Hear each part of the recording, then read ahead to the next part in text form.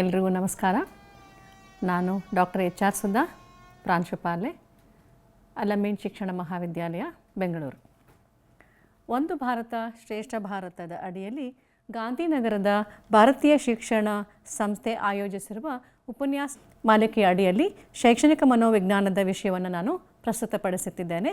ಅದರಲ್ಲಿ ರಕ್ಷಣಾ ತಂತ್ರಗಳು, ಅದರ ವಿಧಗಳು ಮತ್ತು ಶೈಕ್ಷಣಿಕ ನಿಹಿತಾರ್ಥಗಳ ಬಗ್ಗೆ ನಾವು ಇಂದು ತಿಳಿದುಕೊಳ್ಳೋಣ. ನಾವು ಎಲ್ಲದಕ್ಕಿಂತ ಮೊದಲು ಸಮಾಯೋಜನೆ ಎಂದರೇನು ಅಂತ ತಿಳಿದುಕೋಬೇಕು. ಸಮಾಯೋಜನೆ ಅಂದರೆ ಏನು? ಮನೋವೈಜ್ಞಾನಿಕವಾಗಿ, ಸಾಮಾಜಿಕವಾಗಿ ನಮ್ಮ ಪರಿಸರಕ್ಕೆ ಹೊಂದಿಕೊಳ್ಳುವುದನ್ನು ನಾವೇನಂತ ಕರಿತೀವಿ? ಸಮಾಯೋಜನೆ ಅಂತ ಕರಿತೀವಿ. ಈ ಸಮಾಯೋಜನೆಯನ್ನು ನಾವು ಹೊಂದಾಣಿಕೆ ಅಂತಲೂ ಹೇಳ್ತೀವಿ. ಹಾಗಾಗಿ ಈ ಹೊಂದಾಣಿಕೆಯ ಪ್ರಕ್ರಿಯೆಯಲ್ಲಿ ಅಡೆತಡೆನಾದರೂ ಉಂಟಾದರೆ ಈ ಸಮತೋಲನವನ್ನು ಕಾಪಾಡಿಕೊಳ್ಳಲು ತೊಂದರೆ ಉಂಟಾಗ್ತದೆ. ಆಗ ಸಹಾಯಕ್ಕೆ ಬರುವುದೇ ಈ ನಮ್ಮ ರಕ್ಷಣಾ ತಂತ್ರಗಳು. ಹಾಗಾಗಿ ನಾವು ಈ ರಕ್ಷಣಾ ತಂತ್ರಗಳು ಅಂದರೆ ಏನು, ಈ ರಕ್ಷಣಾ ತಂತ್ರಗಳ ವಿಧಗಳು ಯಾವುದ್ಯಾವುದು, ಅದರ ಒಂದು ಶೈಕ್ಷಣಿಕ ನಿಹಿತಾರ್ಥಗಳೇನು ಅಂತ ಹೇಳಿ ನಾವು ನೋಡ್ಕೊಂಡು ಹೋಗೋಣ. ರಕ್ಷಣಾ ತಂತ್ರಗಳು ಅಂದರೆ ಏನು ಅಂತ ನಾವು ತಿಳ್ಕೊಳ್ಳೋಣ. ರಕ್ಷಣಾ ತಂತ್ರಗಳು ಅಂದರೆ ವ್ಯಕ್ತಿಗಳು ಮಾನಸಿಕ ಘರ್ಷಣೆಗಳು ಮತ್ತು ಆಶಾಭಂಗಗಳಿಂದ ರಕ್ಷಿಸಿಕೊಳ್ಳಲು ಅಥವಾ ತಪ್ಪಿಸಿಕೊಳ್ಳಲು ಬಳಸುವ ಸಾಮಾನ್ಯ ವಿಧಾನಗಳನ್ನು ನಾವು ರಕ್ಷಣಾ ತಂತ್ರಗಳು ಅಥವಾ ಹೊಂದಾಣಿಕೆ ತಂತ್ರಗಳೆಂದು ಕರೆಯುವರು. ಆಶಾಭಂಗಕ್ಕೆ ಒಳಗಾದ ವ್ಯಕ್ತಿ ಆಶಾಭಂಗವನ್ನು ಉಂಟು ಮಾಡುವ ಮೂಲಗಳಿಗೆ ವಿವಿಧ ರೀತಿಯಲ್ಲಿ ವರ್ತಿಸುತ್ತಾನೆ. ನಾವೀಗೆಲ್ಲ ನೋಡಿದ್ದೇವೆ ಈ ವ್ಯಕ್ತಿಗಳು ಯಾವ ರೀತಿಯ ಹೊಂದಾಣಿಕೆಯನ್ನು ನಾವು ನಮ್ಮ ಪರಿಸರಕ್ಕೆ ಮಾಡ್ಕೊಂಡು ಹೋಗ್ತೇವೆ ಅಂತ. ಈ ಒಂದು ಹೊಂದಾಣಿಕೆಯ ಪ್ರಕ್ರಿಯೆಯಲ್ಲಿ ನಮಗೆ ಹಲವಾರು ಆಶಾಭಂಗಕ್ಕೆ ಒಳಗಾಗುವಂಥ ಪರಿಸ್ಥಿತಿಗಳು ಬರ್ತವೆ. ಈ ಆಶಾಭಂಗಗಳಿಗೆ ನಾವು ಉಂಟು ಮಾಡುವ ಮೂಲಗಳಿಗೆ ವಿವಿಧ ರೀತಿಯಲ್ಲಿ ವರ್ತಿಸಿ ಅಲ್ಲಿ ನಾವು ಹೊಂದಾಣಿಕೆಯನ್ನು ಕಾಣಬೇಕಾಗತ್ತೆ. ಅದನ್ನು ನಾವು ರಕ್ಷಣಾ ತಂತ್ರಗಳು ಅಂತ ಕರಿತೀವಿ. ಮುಂದುವರಿದು ಈ ಮಾನಸಿಕ ಉದ್ವೇಗವನ್ನು ಕಡಿಮೆ ಮಾಡಿಕೊಳ್ಳಲು ಅವನು ಆಶಾಭಂಗವನ್ನು ಉಂಟು ಮಾಡುವ ಮೂಲಗಳಿಗೆ ದೈಹಿಕವಾಗಿ ಆಕ್ರಮಣ ಮಾಡಬಹುದು ಅಥವಾ ಆ ವಸ್ತುವನ್ನು ಹಾಳು ಮಾಡಬಹುದು. ಹಾಗಾಗಿ ವ್ಯಕ್ತಿತ್ವದ ಸಮತೋಲನವನ್ನು ಕಾಪಾಡಿಕೊಳ್ಳಲು ಅವನು ಸನ್ನಿವೇಶದಿಂದ ಹಿಂದೆ ಸರಿಯಬಹುದು ಅಥವಾ ಭಾವನಾ ಲೋಕದಲ್ಲಿ ವಿಹರಿಸಬಹುದು. ಅವನು ಎರಡು ರೀತಿಯ ವಿಷಯಗಳಿಗೆ ಅವನು ಹೊಂದ್ಕೊಳ್ತಾನೆ. ಒಂದು, ಅವನು ಸನ್ನಿವೇಶದಿಂದ ಹಿಂದೆ ಸರಿದು ಬಿಡಬಹುದು ಅಥವಾ ಭಾವನಾ ಲೋಕದಲ್ಲಿ ವಿಹರಿಸ್ಬೋದು. ಹೀಗಾಗಿ ನಾವು ಈ ರಕ್ಷಣಾ ತಂತ್ರಗಳಲ್ಲಿ ಇಂಥದ್ದೊಂದಷ್ಟು ವಿಷಯಗಳು ಉಂಟಾಗ್ತಾ ಇರ್ತವೆ. ನಾವು ಅದನ್ನು ಇನ್ನೊಂದು ಸ್ವಲ್ಪ ಕೂಲಂಕುಷವಾಗಿ ತಿಳ್ಕೊಳ್ಳೋಣ. ಅಡಚಣೆಗಳನ್ನು ಹೋಗಲಾಡಿಸುವ ಮತ್ತು ಗುರಿಗಳನ್ನು ತಲುಪುವ, ಪ್ರೇರಣೆಗಳಿಗೆ ತೃಪ್ತಿಯನ್ನು ನೀಡುವ, ಆಶಾಭಂಗದಿಂದ ಹೊರಬರುವ ಮತ್ತು ಸಮತೋಲನ ಸ್ಥಿತಿಯನ್ನು ಕಾಪಾಡಿಕೊಳ್ಳಲು ನೆರವಾಗುವುದೇ ನಮ್ಮ ಸ್ವಾಭಾವಿಕ ವಿಧಾನವನ್ನು ಹೊಂದಾಣಿಕೆ ತಂತ್ರ ಅಂತ ಕರಿತೀವಿ. ಪ್ರತಿಯೊಬ್ಬ ವ್ಯಕ್ತಿಯೂ ಸಹ ಸಮಾಜದಲ್ಲಿ ತನ್ನ ವ್ಯಕ್ತಿತ್ವದ ಸಮತೋಲನವನ್ನು ಕಾಪಾಡಿಕೊಳ್ಳಲು ತನ್ನದೇ ಆದ ತಂತ್ರಗಳನ್ನು ಬಳಸ್ಕೊಳ್ತಾನೆ. ಮೊದಲನೇದಾಗಿ ಬಹಳ ಮುಖ್ಯವಾಗಿ ಒಂದು ವ್ಯಕ್ತಿ ಬಹಳ ಖುಷಿಯಾಗಿರುವಂಥದ್ದು ಬಹಳ ಇಂಪಾರ್ಟೆಂಟ್ ಆಗ್ತದೆ. ಈ ಒಂದು ಪ್ರಕ್ರಿಯೆಯಲ್ಲಿ ಅವನು ಸಮಾಜದಲ್ಲಿ ತನ್ನ ವ್ಯಕ್ತಿತ್ವದ ಸಮತೋಲನವನ್ನು ಕಾಪಾಡಿಕೊಳ್ಳಬೇಕಾದ್ರೆ ಈ ತಂತ್ರಗಳನ್ನು ಅವನು ಉಪಯೋಗಿಸ್ಕೊಳ್ತಾನೆ.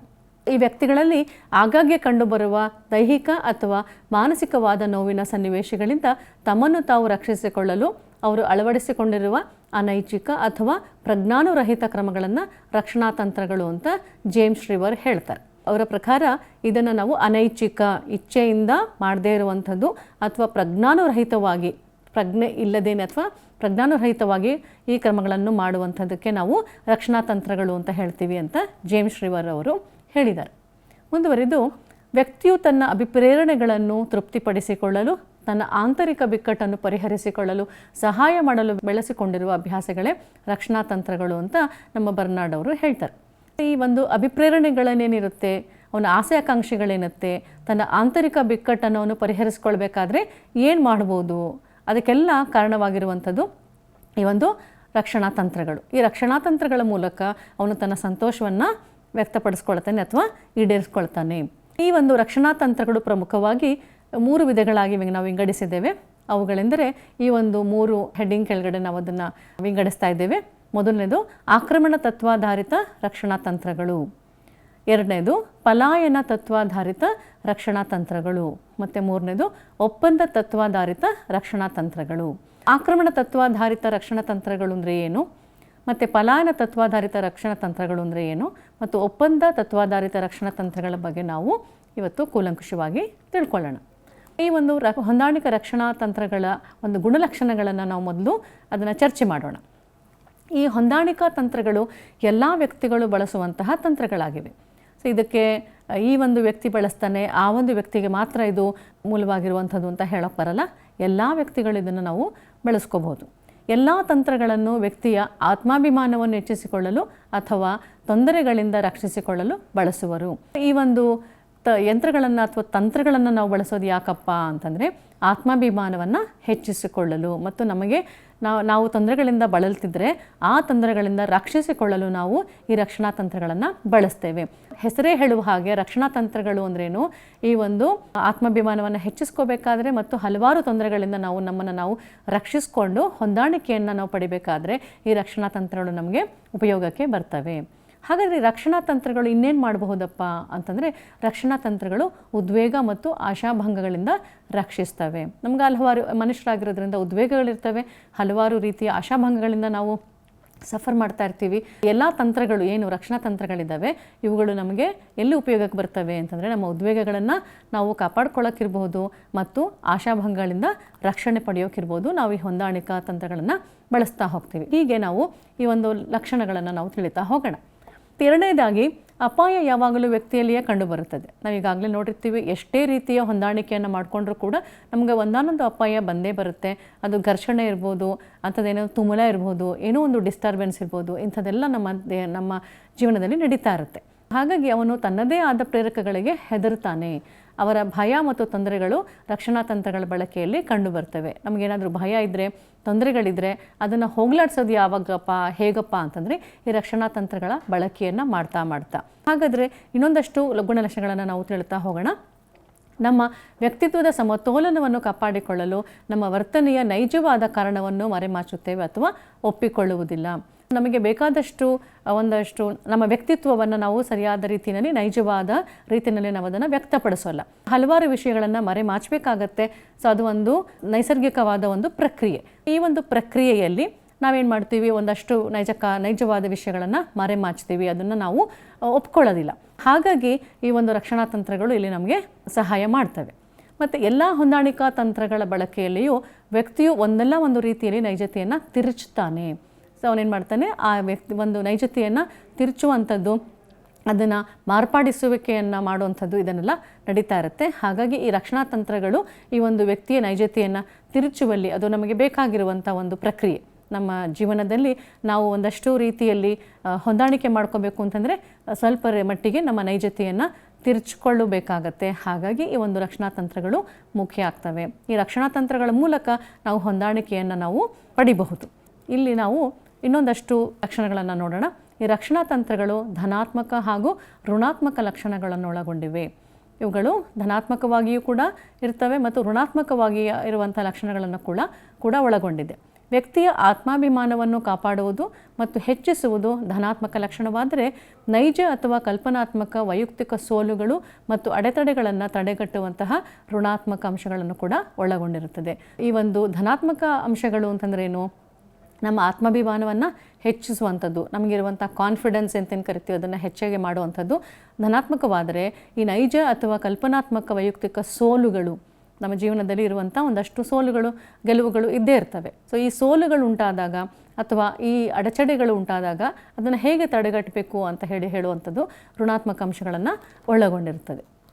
ಇದರ ಮೂಲಕ ನಾವು ಏನು ಕಲಿತಾ ಇದ್ದೀವಿ ಅಂತಂದರೆ ಒಂದಷ್ಟು ಪ್ರಮುಖ ರಕ್ಷಣಾ ತಂತ್ರಗಳ ಬಗ್ಗೆ ತಿಳ್ಕೊಳ್ತೀವಿ. ಅಂದರೆ ನಮ್ಮ ಆತ್ಮಾಭಿಮಾನವನ್ನು ಹೆಚ್ಚಿಸುವಂಥದ್ದು ಮತ್ತು ನಮ್ಮ ಅಡೆತಡೆಗಳನ್ನು ನಾವು ಅದನ್ನು ನಿರ್ಮೂಲನೆ ಮಾಡಬೇಕಾದ್ರೆ ಈ ಒಂದಷ್ಟು ರಕ್ಷಣಾ ತಂತ್ರಗಳ ಮೊರೆ ಹೋಗ್ತೀವಿ. ಅದನ್ನು ನಾವು ಒಂದೊಂದಾಗಿ ಕೂಲಂಕುಷವಾಗಿ ಕಲ್ತ್ಕೊಳ್ಳೋಣ.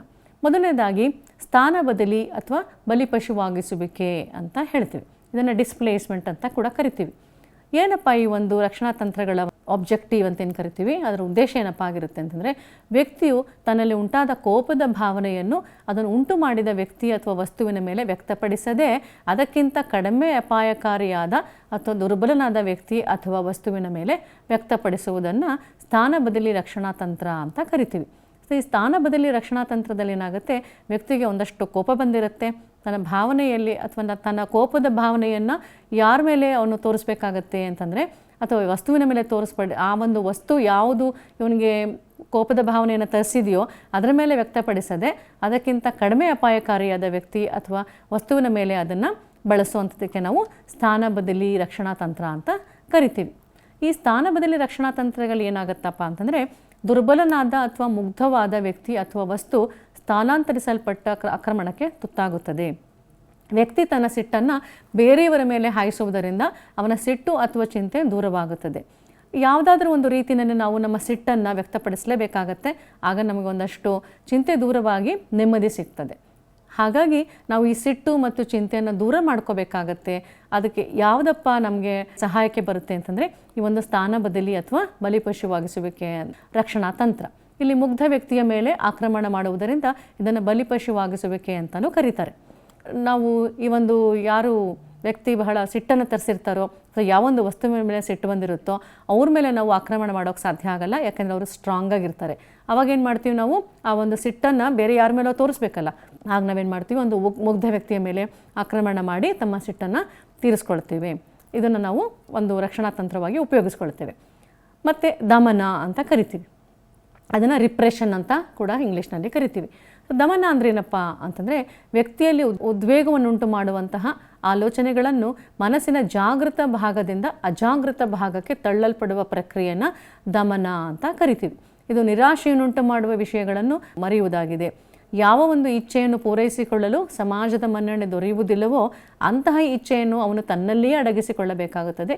ಇಂಥ ಪ್ರಕ್ರಿಯೆಯನ್ನು ಅಡಗಿಸಿಕೊಳ್ಳುವಿಕೆ ಅಥವಾ ದಮನ ಅಂತ ಕರಿತೀವಿ. ಯಾವುದೋ ಒಂದು ಇಚ್ಛೆಯನ್ನು ಪೂರೈಸಿಕೊಳ್ಬೇಕಾದ್ರೆ ಸಮಾಜದ ಮನ್ನಣೆ ದೊರೆಯೋದಿಲ್ಲ, ಸಮಾಜ ಅದಕ್ಕೆ ಒತ್ತು ಕೊಡೋದಿಲ್ಲ ಅಥವಾ ಅದಕ್ಕೆ ಮನ್ನಣೆ ಕೊಡೋದಿಲ್ಲ. ಹಾಗಾಗಿ ನಾವೇನು ಮಾಡ್ತೀವಿ, ಅಂತಹ ಒಂದು ಪ್ರಕ್ರಿಯೆ ನಡೆದಾಗ ನಾವು ಅದನ್ನು ಅಡಗಿಸಿಕೊಳ್ಳುವಂಥದ್ದು ಅಂತ ಕರಿತೀವಿ. ಅದನ್ನು ಬಚ್ಚಿಟ್ಕೊಳ್ಳುವಂಥದ್ದು ಅಥವಾ ಅದನ್ನು ಯಾವುದೋ ಒಂದು ನಮ್ಮ ಅನ್ಕಾನ್ಷಿಯಸ್ ಲೆವೆಲ್ಗೆ ತಳ್ಳುವಂಥದ್ದು, ಅದನ್ನು ನಾವು ಇಂಟೆನ್ಷನಲ್ ಆಗಿ ತಳ್ಳುವಂಥದ್ದಕ್ಕೆ ನಾವೇನಂತ ಕರಿತೀವಿ, ದಮನ ಅಂತ ಕರಿತೀವಿ. ಈ ದಮನಕ್ಕೆ ನಮಗೆ ಇನ್ನೊಂದಷ್ಟು ವಿಷಯಗಳನ್ನು ನಮ್ಮ ಸಿಗ್ಮಂಡ್ ಫ್ರಾಯ್ಡ್ ಅವರು ಹೇಳಿದ್ದಾರೆ. ಸಿಗ್ಮಂಡ್ ಫ್ರಾಯ್ಡ್ ಅವರ ಪ್ರಕಾರ ನಮ್ಮ ಮನೋವಿಶ್ಲೇಷಣಾ ಸಿದ್ಧಾಂತದಲ್ಲಿ ಅವರು ದಮನವನ್ನು ಒಂದು ಮಾನಸಿಕ ಪ್ರಕ್ರಿಯೆಯಾಗಿ ಉಲ್ಲೇಖಿಸಿರುತ್ತಾರೆ. ಅವರ ಪ್ರಕಾರ ಅವಮಾನ, ನಿರಾಶೆ, ತಪ್ಪು ಮಾಡಿರುವಿಕೆ ಇಂಥವುಗಳಿಗೆ ಸಂಬಂಧಿಸಿದ ನೋವಿನ ಅನುಭವಗಳನ್ನು ಪ್ರಜ್ಞಾನ ಸ್ಥಿತಿಯಲ್ಲಿ ಇಟ್ಟುಕೊಳ್ಳಲು ಬಯಸುವುದಿಲ್ಲ. ಆದರೆ ಅವುಗಳು ಮನಸ್ಸಿನ ಅಜಾಗೃತ ಸ್ಥಿತಿಯಲ್ಲಿ ನೆಲೆಸಿರುತ್ತವೆ. ಈ ಸಿಗ್ಮಂಡ್ ಫ್ರಾಯ್ಡ್ ಅವರು ಹೇಳ್ತಾರೆ, ನಾವು ಇಂಥದ್ದೊಂದಷ್ಟು ಅವಮಾನ, ನಿರಾಶೆ ಇದನ್ನೆಲ್ಲ ನಾವು ಅದನ್ನು ಒಂದು ಪ್ರಜ್ಞಾನ ಸ್ಥಿತಿಯಲ್ಲಿ ಇಟ್ಟುಕೊಳ್ಳಲು ಬಯಸೋದಿಲ್ಲ. ಅದು ಯಾವಾಗಲೂ ನಮಗೆ ನೋವನ್ನುಂಟು ಮಾಡ್ತಾ ಇರುತ್ತೆ. ಅದು ಯಾವಾಗಲೂ ನಮಗೆ ಪ್ರಿಕ್ ಮಾಡುತ್ತೆ ಅಂತೀವಲ್ಲ, ಅದನ್ನು ಚುಚ್ಚಿ ಹೇಳ್ತಾ ಇರುತ್ತೆ. ಹೀಗೆ ಮಾಡಿದ್ದು, ಈ ನಿರಾಶೆ ನಿಂದಾಗಿದ್ದು ಅಥವಾ ನಿರಾಶೆ ತಪ್ಪು ಮಾಡಿದ್ದು ಸರಿ ಇಲ್ಲ ಅಂತೆಲ್ಲ ಹೇಳ್ತಾ ಇರಬೇಕಾದ್ರೆ ಅದನ್ನು ನಾವೇನು ಮಾಡ್ತೀವಿ, ಅದನ್ನು ಇಟ್ಕೊಳ್ಳೋಕೆ ಬಯಸಲ್ಲ. ಯಾಕೆಂದರೆ ಅದು ನಮ್ಗೆ ಡಿಸ್ಟರ್ಬ್ ಮಾಡ್ತಾ ಇರುತ್ತೆ. ಪ್ರತಿ ಸಲನೂ ಅದು ನಮಗೆ ಚುಚ್ಚಿ ಹೇಳ್ತಾ ಇರುತ್ತೆ. ಅದಕ್ಕೋಸ್ಕರ ನಾವೇನು ಮಾಡ್ತೀವಿ, ಅದನ್ನು ಮನಸ್ಸಿನ ಅಜಾಗೃತ ಸ್ಥಿತಿಗೆ ಅದನ್ನು ತಳ್ಳಿಬಿಡ್ತೀವಿ, ಅಲ್ಲಿ ನೆಲೆಸಿರುವಂತೆ ಮಾಡ್ತೀವಿ ಅಂತ ಸಿಗ್ಮಂಡ್ ಫ್ರಾಯ್ಡ್ ಅವರು ಹೇಳ್ತಾರೆ. ಉದಾಹರಣೆಗೆ, ಮುಖ್ಯೋಪಾಧ್ಯಾಯನಿಂದ ಬಯಸಿಕೊಂಡ ಶಿಕ್ಷಕ ತರಗತಿಯ ಮುಗ್ಧ ವಿದ್ಯಾರ್ಥಿ ಮೇಲೆ ರೇಗುತ್ತಾನೆ. ಮುಖ್ಯೋಪಾಧ್ಯಾಯರು ಏನು ಮಾಡ್ತಾರೆ, ಒಂದೊಂದು ಸಲ ಹೇಳಬೇಕಾಗತ್ತೆ, ಇಂಥದ್ದು ಮಾಡಿ ಅಂಥದ್ದು ಮಾಡಿ ಅಂತ ಅವರ ಶಿಕ್ಷಕರಿಗೆ ಹೇಳಿದಾಗ ಶಿಕ್ಷಕನಿಗೆ ಕೋಪ ಬರುತ್ತೆ. ಮುಖ್ಯೋಪಾಧ್ಯಾಯರಿಗೆ ಅವನು ತಿರುಗಿ ಹೇಳೋಕ್ಕಾಗಲ್ಲ. ಅದಕ್ಕೇನು ಮಾಡ್ತಾನೆ, ತರಗತಿಗೆ ಹೋಗಿ ಮುಗ್ಧ ವಿದ್ಯಾರ್ಥಿ ಮೇಲೆ ರೇಗಾಡುವಂಥದ್ದು. ಆಮೇಲೆ ಇನ್ನೊಂದು ಉದಾಹರಣೆ ಏನು, ಹೆಂಡತಿಯಿಂದ ಅವಮಾನಿತನಾದ ಅಧಿಕಾರಿ ಆ ಸಿಟ್ಟನ್ನು ತನ್ನ ಕಚೇರಿ ಸಿಬ್ಬಂದಿಯ ಮೇಲೆ ವ್ಯಕ್ತಪಡಿಸುವುದು. ಹೆಂಡತಿಗೆ ಅವನು ಮತ್ತೆ ವಾಪಸ್ ಹೇಳೋಕ್ಕಾಗಿರಲ್ಲ, ಅಷ್ಟೊಂದು ಧೈರ್ಯ ಇರಲ್ಲ. ಹಾಗಾಗಿ ಏನು ಮಾಡ್ತಾನೆ, ಹೆಂಡತಿ ಮೇಲೆ ಸಿಟ್ಟಿರೋದನ್ನೆಲ್ಲ ತೊಗೊಂಬಂದು ತನ್ನ ಕಚೇರಿ ಸಿಬ್ಬಂದಿಯ ಮೇಲೆ ವ್ಯಕ್ತಪಡಿಸ್ತಾನೆ. ಇದು ಒಂದು ಕೂಡ ಇದಕ್ಕೆ ಉದಾಹರಣೆ ಆಗಿರುತ್ತೆ. ಇನ್ನೊಂದು ಉದಾಹರಣೆ, ತಂದೆ ತಾಯಿಯಿಂದ ಬಯಸಿಕೊಂಡ ಮಗು ಗೊಂಬೆ ಅಥವಾ ಇತರೆ ಆಟದ ಸಾಮಾನುಗಳನ್ನು ಬಿಸಾಡುವುದು, ಸಾಕು ಪ್ರಾಣಿಗಳಿಗೆ ಹಿಂಸೆ ಕೊಡುವುದು ಇತ್ಯಾದಿ ಮಾಡ್ತಾನೆ. ಸೊ ತಂದೆ ತಾಯಿರಿಂದ ಬಯಸ್ಕೊಂಡ ಮಗು ತಂದೆ ತಾಯಿಗಳಿಗೆ ವಾಪಸ್ ಹೇಳೋಕ್ಕಾಗಲ್ಲ ಅಥವಾ ಅವ್ರ ಜೊತೆ ಅವನು ಜಗಳ ಆಡೋಕ್ಕಾಗಲ್ಲ ಅಥವಾ ಅವ್ರನ್ನ ಎದುರಿಸೋಕ್ಕಾಗಲ್ಲ. ಆಗೇನು ಮಾಡ್ತಾನೆ, ಅವನಿಗಿರುವಂಥ ಗೊಂಬೆಗಳಿರ್ತಾವಲ್ಲ ಅವನ ಹತ್ರ, ಆ ಗೊಂಬೆಯ ಮೇಲೆ ಅವನು ಅದನ್ನು ಬಿಸಾಡೋದು ಅಥವಾ ಅದಕ್ಕೆ ಹೊಡೆಯೋದು ಅಥವಾ ಸಾಕು ಪ್ರಾಣಿಗಳಿದ್ದರೆ ಅದಕ್ಕೆ ಹಿಂಸೆ ಕೊಡುವಂಥದ್ದು. ಇಂಥ ಒಂದಷ್ಟು ಆಶಾಭಂಗಗಳಿದ್ದಾಗ ಅವನೇನು ಮಾಡ್ತಾನೆ, ತನ್ನನ್ನು ತಾನು ಒಂದು ಕಂಫರ್ಟಬಲ್ ಝೋನ್ ಅಂತ ಏನು ಕರಿತೀವಿ ಅದಕ್ಕೆ ಇಟ್ಕೋಬೇಕಾದ್ರೆ ಅವನೇನು ಮಾಡ್ತಾನೆ, ಇಂಥದ್ದೊಂದಷ್ಟು ರಕ್ಷಣಾ ತಂತ್ರಗಳ ಮೊರೆ ಹೋಗ್ತಾನೆ. ನೆಕ್ಸ್ಟ್ ಆತ್ಮನಿಂದನೆ ಅಂತ ಕರಿತೀವಿ. ಇದನ್ನು ಸೆಲ್ಫ್ ಬ್ಲೇಮ್ ಅಂತ ಕರಿತೀವಿ. ಸೊ ಇಲ್ಲೇನಾಗತ್ತೆ ಅಂತ ಹೇಳಿ ನೋಡೋಣ. ವ್ಯಕ್ತಿ ಕೆಲವೊಮ್ಮೆ ತನ್ನ ಸಿಟ್ಟನ್ನು ಇತರರ ಮೇಲೆ ವ್ಯಕ್ತಪಡಿಸಲು ಸಾಧ್ಯವಾಗದೆ ಕೋಪವನ್ನು ತನ್ನೆಡೆಗೆ ತಿರಿಸಿಕೊಂಡು ತನ್ನ ಆತ್ಮನಿಂದನೆಯನ್ನು ಮಾಡಿಕೊಳ್ಳುವಂಥದ್ದು. ಆತ್ಮನಿಂದನೆ ಅಂದರೆ ಏನು ಅಂದರೆ, ನನ್ನ ಹಣೆ ಬರನೇ ಇಷ್ಟು, ನನ್ನ ಅದೃಷ್ಟನೇ ಇಷ್ಟು, ನಾನು ಪಾಪಿ, ನಾನು ಹುಟ್ಟಬಾರ್ದಿತ್ತು ಅಂತೆಲ್ಲ ಹೇಳ್ಕೊಳ್ಳುವಂಥದ್ದು. ಸೊ ಈಗ ನಾವು ಎಷ್ಟೊಂದು ಜನ ನೋಡಿದ್ದೀವಿ, ಅವ್ರಿಗೇನಾದರೂ ತುಂಬ ಸಿಟ್ಟು ಬಂದಾಗ, ಹೊಂದಾಣಿಕೆ ಆಗದೆ ಹೋದಾಗ ಅಥವಾ ಅದಕ್ಕೆ ಒಂದಷ್ಟು ಅನುಭವಗಳು ಸಿಗದೇ ಇದ್ದಾಗ ಅಥವಾ ಒಂದಷ್ಟು ಸನ್ನಿವೇಶಗಳು ಸಿಗದೇ ಇದ್ದಾಗ ಅವನೇನು ಮಾಡ್ತಾನೆ, ತನ್ನನ್ನು ತಾನೇ ಬೈಕೊಳ್ಳುವಂಥದ್ದು. ಇದನ್ನು ನಾವು ರಕ್ಷಣಾ ತಂತ್ರ ಅಂತ ಕರೆದಿದ್ದೀವಿ. ಸೊ ನಾನು ಪಡೆದುಕೊಂಡು ಬಂದಿದ್ದೆ ಇಷ್ಟು ಎಂತೆಲ್ಲ ವ್ಯಕ್ತಿ ನಿಂದನೆ ಮಾಡ್ಕೊಳ್ತಾನೆ. ಸೊ ಇದೆಲ್ಲ ಉದಾಹರಣೆಗಳಾಗಿವೆ. ಇಲ್ಲಿ ಕೋಪವನ್ನು ಏನು ಮಾಡ್ತಾನೆ ಅವನು ಬೇರೆಡೆಗೆ ತಿರುಗಿಸದೆ ತನ್ನೆಡೆಗೆ ತಿರುಗಿಸ್ಕೊಂಡ್ಬಿಡ್ತಾನೆ. ತನ್ನನ್ನು ತಾನು ಬೈಕೊಳ್ಳೋದು, ನಾನಿಲ್ಲಿ ಈ ಥರ ಹುಟ್ಟಬಾರ್ದಾಗಿತ್ತು, ಆಗಬಾರ್ದಾಗಿತ್ತು, ನಾನಿಲ್ಲಿ ಬರಬಾರ್ದಾಗಿತ್ತು, ಮಾಡಬಾರ್ದಾಗಿತ್ತು, ಇಂಥದ್ದೊಂದಷ್ಟು ನೆಗೆಟಿವ್ ಆಗಿ ಯೋಚನೆ ಮಾಡುವಂಥದ್ದು. ಅವನನ್ನು ಬೈಕೊಂಡು ಅವನಿಗೊಂದಷ್ಟು ಸಮಾಧಾನವನ್ನು ತಂದುಕೊಳ್ತಾನೆ. ಇದು ಕೂಡ ಒಂದು ರಕ್ಷಣಾ ತಂತ್ರ. ಮತ್ತು ಸ್ವತಂತ್ರವಾಗಿ ತೇಲುತ್ತಿರುವ ಕೋಪ, ಇದನ್ನು ಫ್ರೀ ಫ್ಲೋಟಿಂಗ್ ಆ್ಯಂಗರ್ ಅಂತ ಕರಿತೀವಿ. ಇಲ್ಲಿ ಏನಪ್ಪ ಆಗುತ್ತೆ, ಇದು ಒಂದು ರಕ್ಷಣಾ ತಂತ್ರ. ಈ ಒಂದು ರಕ್ಷಣಾ ತಂತ್ರದಲ್ಲಿ ವ್ಯಕ್ತಿಯು ಕೈಗೊಂಡ ಕಾರ್ಯ ಯಶಸ್ವಿಯಾಗದಿದ್ದಾಗ ಎದುರಿಗೆ ಕಂಡವರ ಮೇಲೆ ರೇಗಾಡುವುದು ಇಲ್ಲವೇ ಬೈಯುವುದು ಇವರ ಲಕ್ಷಣ. ಈಗ ಹಿಂದಿನ ಒಂದು ರಕ್ಷಣಾ ತಂತ್ರದಲ್ಲಿ ನೋಡಿದ್ವಿ, ವ್ಯಕ್ತಿ ಎಲ್ಲನೂ ತನ್ನ ಕೋಪವನ್ನು ಮತ್ತೊಂದು ಇದನ್ನೆಲ್ಲ ತಪ್ಪುಗಳನ್ನೆಲ್ಲ ತನ್ನ ಮೇಲೆ ತಾನು ಹೇರ್ಕೊಳ್ಳುವಂಥದ್ದು. ಇಲ್ಲಿ ಈ ಒಂದು ರಕ್ಷಣಾ ತಂತ್ರದಲ್ಲಿ ಏನು ಮಾಡ್ತಾನೆ, ವ್ಯಕ್ತಿ ಕೈಗೊಂಡ ಕಾರ್ಯ, ಅವನೇನೋ ಒಂದು ಕಾರ್ಯ ಮಾಡಬೇಕಾಗಿತ್ತು, ಅದು ಯಶಸ್ವಿ ಆಗದಿದ್ದಾಗ ಅವನು ಯಾರಿಗೋ ಒಂದು ಬೈಬೇಕಲ್ಲ, ಸೊ ಅವರಿಗೆ ಕಂಫರ್ಟಬಲ್ ಝೋನಿಗೆ ಬರಬೇಕು, ಸಮಾಧಾನ ತಂದ್ಕೋಬೇಕು. ಆಗೇನು ಮಾಡ್ತಾನೆ, ಎದುರಿಗೆ ಯಾರು ಕಾಣ್ತಾರೋ ಅವ್ರ ಮೇಲೆ ರೇಗಾಡೋದು. ಸೊ ಹಿರಿಯರು ಕಿರಿಯರು ಅಂತ ಏನು ಯಾವುದೋ ಭೇದ ಭಾವ ಮಾಡದೆ ಅವನವರಿಗೆ ಬೈತಾ ಹೋಗ್ತಾನೆ.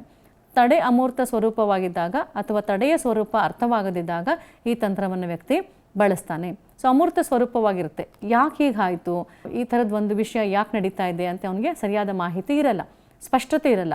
ಆಗೇನು ಮಾಡ್ತಾನೆ ಅವನು, ಯಾರು ಎದುರಿಗೆ ಸಿಗ್ತಾರೋ ಅವ್ರನ್ನ ಬೈಯೋದು, ಅವ್ರ ಮೇಲೆ ರೇಗಾಡೋದು, ಇಂಥದನ್ನೆಲ್ಲ ಮಾಡಿದಾಗ ಅವನಿಗೆ ಸ್ವಲ್ಪ ಸಮಾಧಾನ ಸಿಗತ್ತೆ.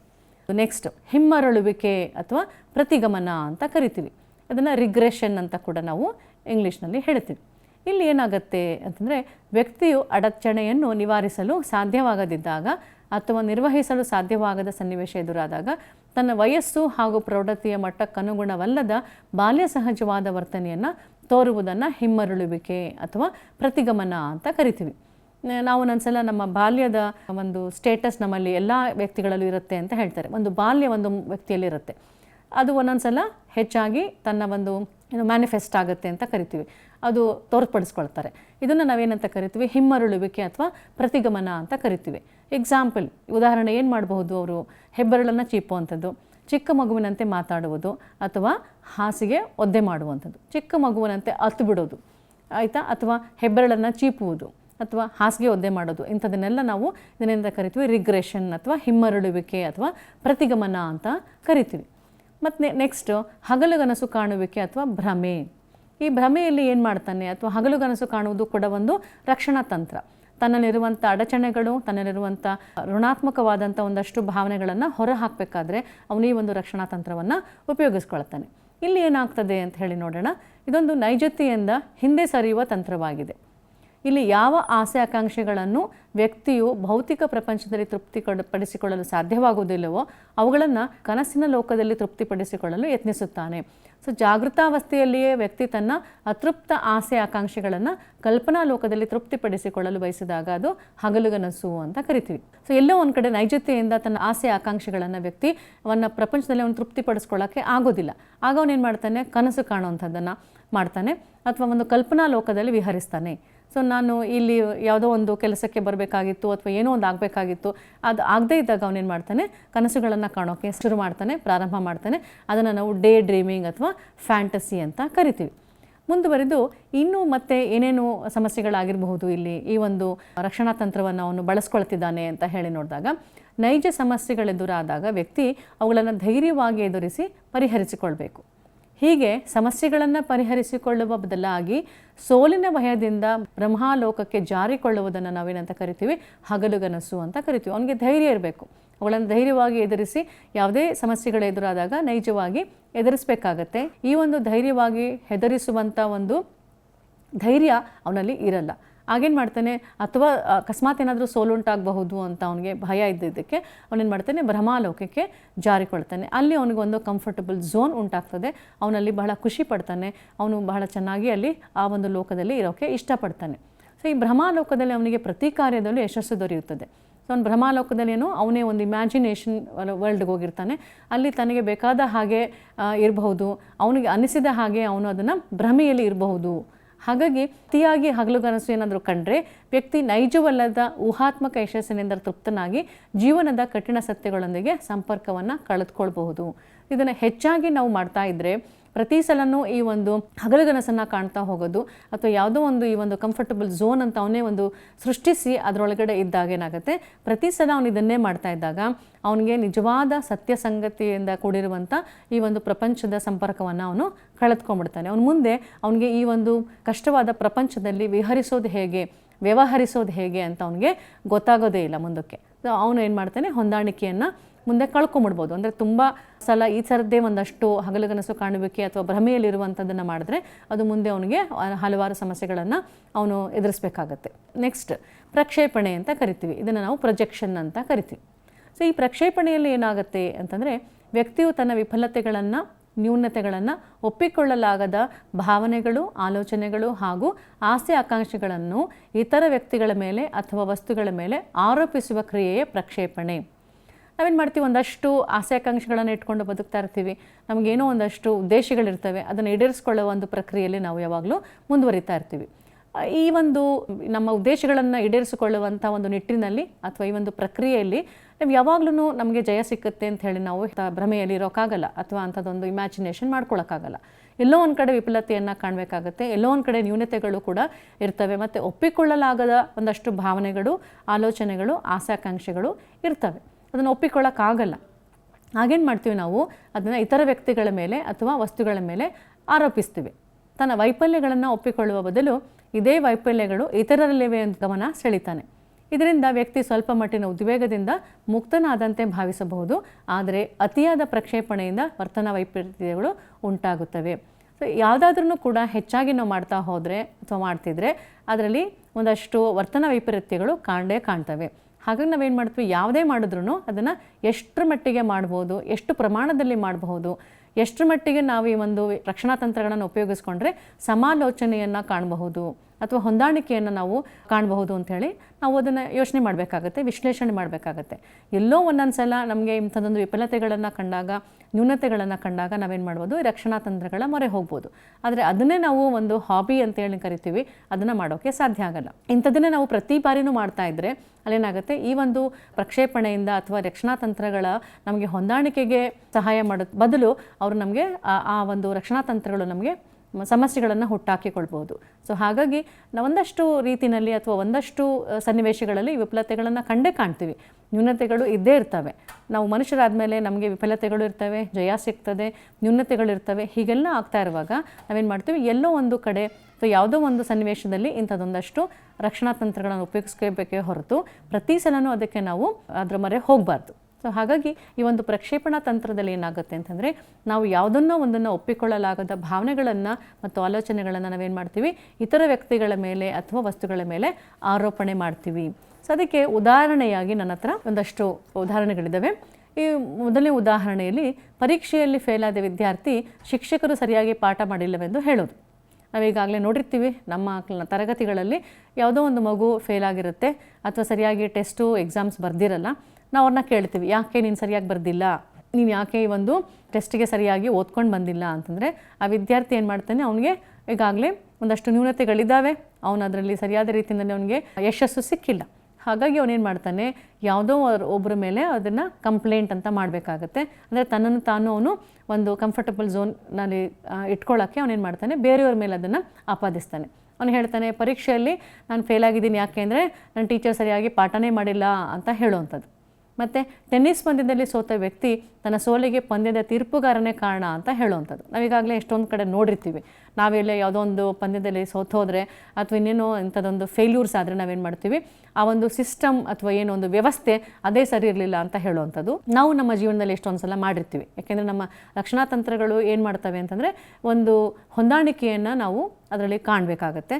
ಹಾಗಾಗಿ ನಾವು ಒಂದೊಂದು ಸಲ ಈ ಥರದ್ದು ಒಂದಷ್ಟು ಯಾರ ಮೇಲೋ ಅದನ್ನು ಹೇಳುವಂಥದ್ದು, ಕಂಪ್ಲೇಂಟ್ ಮಾಡುವಂಥದ್ದು ಮಾಡ್ತಾ ಇರ್ತೀವಿ. ಮತ್ತು ಇನ್ನೊಂದು ಉದಾಹರಣೆ ನನ್ನ ಹತ್ರ ಇದೆ. ಅದರಲ್ಲಿ ಪರೀಕ್ಷೆಯಲ್ಲಿ ಸರಿಯಾಗಿ ಉತ್ತರಿಸಿದ ವಿದ್ಯಾರ್ಥಿ ಪ್ರಶ್ನೆ ಪತ್ರಿಕೆನೇ ಸರಿಯಾಗಿಲ್ಲ ಅಂತ ದೂರೋದು. ನಾವು ಇಷ್ಟೊಂದು ಸಲ ನೋಡಿದ್ವಿ, ಪ್ರಶ್ನೆ ಪತ್ರಿಕೆ ಸರಿಯಾಗಿರಲಿಲ್ಲ, ಎಕ್ಸಾಮಿನೇಷನ್ ಸಿಸ್ಟಮ್ ಸರಿಯಾಗಿರಲಿಲ್ಲ, ಟೀಚರ್ ಪಾಠ ಮಾಡಲಿಲ್ಲ, ಆಯಿತಾ, ಪ್ರಶ್ನೆ ಪತ್ರಿಕೆಯಲ್ಲಿ ಪ್ರಿಂಟ್ ಸರಿಯಾಗಿರಲಿಲ್ಲ, ಆಯಿತಾ, ಈ ಪರೀಕ್ಷೆಗಳಲ್ಲಿ ಕೊಟ್ಟಿರುವಂಥ ಪ್ರಶ್ನೆಗಳು ಸಿಲೆಬಸ್ನಲ್ಲೇ ಇರಲಿಲ್ಲ. ಹೀಗೆ ಸೊ ತಮಗೆ ಅವರು ಎಷ್ಟರ ಮಟ್ಟಿಗೆ ತಮ್ಮನ್ನು ತಾವು ಸಮಜಾಯಿಷಿ ಕೊಡೋವಂಥದ್ದಾಗತ್ತೋ ಅಥವಾ ತಮ್ಮನ್ನು ತಾವು ರಕ್ಷಣೆ ಮಾಡ್ಕೊಳ್ಳೋಕ್ಕಾಗತ್ತೋ ಅಷ್ಟನ್ನು ಕೂಡ ಇವರು ಇದರಲ್ಲಿ ಮಾಡ್ತಾ ಹೋಗ್ತಾರೆ. ಹಾಗಾಗಿ ಸ್ವಲ್ಪ ಮಟ್ಟಿಗೆ ಅವರಿಗೆ ಒಂದಷ್ಟು ಕಂಫರ್ಟಬಿಲಿಟಿ ಸಿಗುತ್ತೆ ಅಂತ ಹೇಳಿ. ಮುಂದೆ ನಾವು ತರ್ಕಸಮ್ಮತವಾಗಿಸುವಿಕೆ ಅಂತ ಹೇಳಿ ಕರಿತೀವಿ. ಇದನ್ನು ರ್ಯಾಷನಲೈಸೇಷನ್ ಅಂತ ಕರಿತೀವಿ. ಈ ತರ್ಕಸಮ್ಮತವಾಗಿಸುವಿಕೆ ಅಂದರೆ ಏನು ಅಂತ ಹೇಳಿ ನೋಡೋಣ. ಇದು ವ್ಯಕ್ತಿಗಳು ತಮ್ಮ ಆತ್ಮಾಭಿಮಾನವನ್ನು ರಕ್ಷಿಸಿಕೊಳ್ಳಲು ಬಳಸುವ ಮಾನ್ಯ ತಂತ್ರವಾಗಿದೆ. ಆತ್ಮಾಭಿಮಾನ ಎಲ್ಲ ಮಕ್ಕಳಿಗೂ ಆತ್ಮಾಭಿಮಾನ ಇರಲೇಬೇಕು, ಸ್ವಾಭಿಮಾನ ಅಂತ ಹೇಳಿ ಕರಿತೀವಿ. ಅದನ್ನು ನಾವು ಅವರು ರಕ್ಷಣೆ ಮಾಡಲೇಬೇಕಾಗತ್ತೆ. ಸೊ ಇಂಥದ್ದೊಂದು ತಂತ್ರ, ಈ ಒಂದು ತಂತ್ರದಲ್ಲಿ ತರ್ಕಸಮ್ಮತವಾಗಿಸುವಿಕೆಯಲ್ಲಿ ಅವನೇನು ಮಾಡ್ತಾನೆ, ತನ್ನ ಆತ್ಮಾಭಿಮಾನವನ್ನು ರಕ್ಷಿಸಿಕೊಳ್ಳಲು ಈ ಒಂದು ತಂತ್ರವನ್ನು ಬಳಸ್ತಾನೆ. ಏನಪ್ಪ ನಡೆಯುತ್ತೆ ಇದರಲ್ಲಿ ಮುಂದುವರಿದು, ವ್ಯಕ್ತಿಯು ಸರಳವಾಗಿ ತನ್ನ ಅಸಮರ್ಥತೆಯನ್ನು ಒಪ್ಪಿಕೊಳ್ಳದೆ ತನ್ನ ಸೋಲಿಗೆ ಕ್ರಮಾರ್ಹವಾದ ಕಾರಣಗಳನ್ನು ಪತ್ತೆ ಹಚ್ತಾನೆ. ತನ್ನ ವರ್ತನೆಯನ್ನು ಪ್ರತಿಪಾದಿಸಿಕೊಳ್ಳಲು ಬಯಸ್ತಾನೆ. ನಾವು ನೋಡ್ತಾನೆ ಏನೇನು ಮಾಡ್ಬೋದು, ಯಾವ್ಯಾವ ರೀತಿ ನಾನು ಸಮಜಾಯಿಷಿ ಕೊಡ್ಬೋದು. ತನ್ನ ಸೋಲಿಗೆ ಕ್ರಮಾರ್ಹವಾದ ಕಾರಣಗಳನ್ನು ಪತ್ತೆ ಹಚ್ತಾ ಹೋಗ್ತಾನೆ, ಹುಡುಕ್ತಾನೆ. ಹುಡುಕಿ ನನ್ನ ಸೋಲಿಗೆ ಇದೇ ಕಾರಣ, ಸೊ ಹಾಗಾಗಿ ನನಗೆ ಸೋಲುಂಟಾಯಿತು ಅಂತ ಹೇಳುವಂಥ ಒಂದಷ್ಟು ಕೆಲಸಗಳನ್ನು ಮಾಡ್ತಾನೆ. ಮತ್ತು ಮುಂದುವರಿದು ಒಬ್ಬ ವ್ಯಕ್ತಿ ಏನು ಮಾಡ್ತಾನೆ, ಆತಂಕಕ್ಕೊಳಗಾದಾಗ ಮತ್ತು ತಪ್ಪು ಮಾಡಿದಾಗ ಉಂಟಾಗುವ ಉದ್ವೇಗವನ್ನು ಕಡಿಮೆ ಮಾಡಿಕೊಳ್ಳಲು ತನ್ನ ಕ್ರಿಯೆಗಳಿಗೆ ತೋರಿಕೆ ನ್ಯಾಯಸಮ್ಮತವೆನಿಸುವ ಕಾರಣಗಳನ್ನು ನೀಡಿ ನೈಜವಾದ ಕಾರಣಗಳನ್ನು ಮುಚ್ಚಿಡ್ತಾನೆ. ನೈಜವಾಗಿ ಅವನು ಅದಕ್ಕೆ ಓದ್ಕೊಳ್ಳದೇ ಇರಬಹುದು ಅಥವಾ ಇನ್ನೇನೋ ವಿಷಯದಿಂದ ಅವನು ಅಲ್ಲಿ ಫೇಲ್ಯೂರ್ ಅನುಭವಿಸಿರ್ಬೋದು. ಆದರೆ ಅವನು ಈ ವ್ಯಕ್ತಿ ಏನು ಮಾಡ್ತಾನೆ, ಅಂಥದ್ದೊಂದಷ್ಟು ಫೇಲ್ಯೂರ್ಸ್ ಅಂತ ಏನು ಕರಿತೀವಿ ಆದಾಗ ಅವನು ಆತಂಕಕ್ಕೊಳಗಾಗ್ತಾನೆ.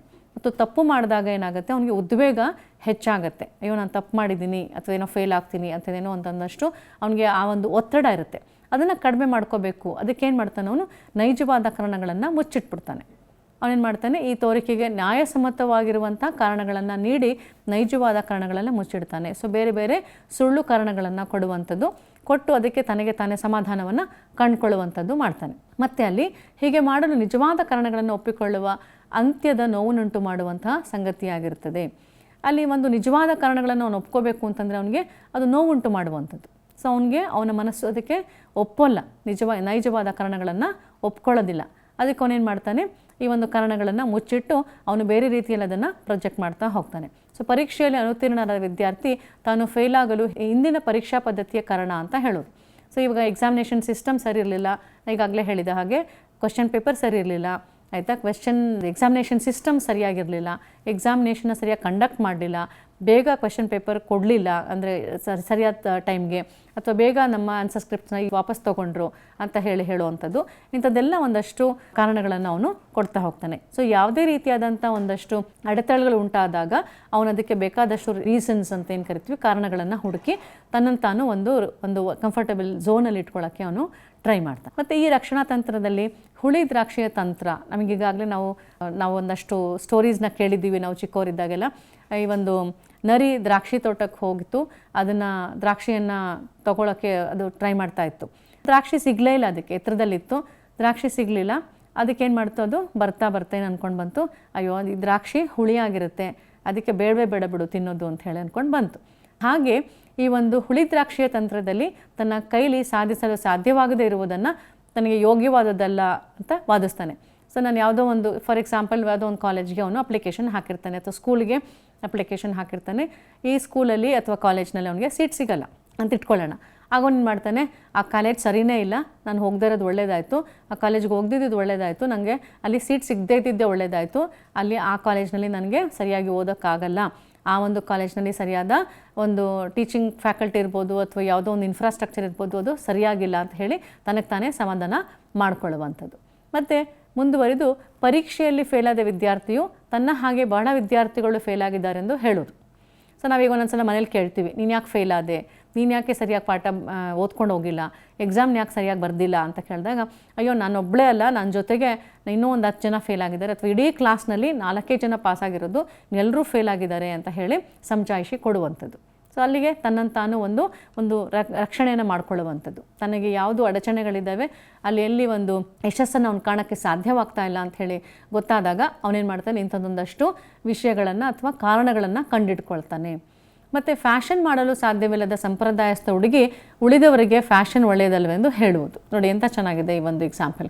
ಯಾವುದೋ ಒಂದು ಹುಡುಗಿಗೆ ಫ್ಯಾಷನ್ ಮಾಡೋಕ್ಕೆ ಸಾಧ್ಯ ಆಗಲ್ಲ, ಅಥವಾ ಯಾವುದೋ ಒಂದು ಡ್ರೆಸ್ ಕೋಡ್ ಇರ್ಬೋದು, ಅದನ್ನು ಫಾಲೋ ಮಾಡೋಕ್ಕಾಗದೇ ಇರ್ಬೋದು, ಅಥವಾ ಅವಳಿಗಲ್ಲಿ ಅವಕಾಶ ಇಲ್ಲದೇ ಇದ್ದಾಗ ಏನು ಮಾಡ್ತಾಳೆ, ಇಂಥ ಫ್ಯಾಷನ್ ಮಾಡೋದು ಒಳ್ಳೆಯದಲ್ಲ ಅಂತ ಅವಳ ಫ್ರೆಂಡ್ಸ್ಗೆ ಹೇಳುವಂಥದ್ದು. ಸೊ ಇದನ್ನು ಕೂಡ ನಾವು ರಕ್ಷಣಾ ತಂತ್ರದ ಒಂದು ಎಕ್ಸಾಂಪಲ್ ಆಗಿ ತೊಗೊಂಡಿದ್ದೀವಿ. ಮತ್ತು ನಾನು ಮನಸ್ಸು ಮಾಡಿದರೆ ಇನ್ಸ್ಪೆಕ್ಟರ್ ಆಗಬಹುದಾಗಿತ್ತು, ಆದರೆ ನನಗೆ ಅದು ಇಷ್ಟ ಇಲ್ಲ ಅಂತ ಹೇಳೋವಂಥದ್ದು. ಈಗ ನಾವು ಎಷ್ಟೊಂದು ಸಲ ನೋಡಿದ್ದೀವಿ, ನಾನು ಇನ್ನೇನೋ ಆಗಬೇಕಾಗಿತ್ತು, IAS ಆಫೀಸರ್ ಆಗಬೇಕಾಗಿತ್ತು, ಅಥವಾ ಇನ್ಸ್ಪೆಕ್ಟರ್ ಆಗಬೇಕಾಗಿತ್ತು, ಅಥವಾ ಇನ್ನೇನೋ ಒಂದು ಜಾಬ್ ತೊಗೋಬೇಕಾಗಿತ್ತು, ಆದರೆ ನನಗದು ಇಷ್ಟ ಇರಲಿಲ್ಲ, ಅದಕ್ಕೋಸ್ಕರ ನಾನು ಅದನ್ನು ತೊಗೊಂಡಿಲ್ಲ ಅಂತ ಹೇಳುವಂಥದ್ದು. ಅಂದರೆ ಇಷ್ಟ ಇಲ್ಲದೇ ಇರೋದಲ್ಲ ಆ್ಯಕ್ಚುಲಿ ಅದಕ್ಕೆ ರೀಸನ್ನು, ಅವನಿಗೆ ಅದನ್ನು ತಗೊಳ್ಳೋಕ್ಕೆ ಆಗಿರಲ್ಲ, ಸಾಧ್ಯವಾಗಿರಲ್ಲ.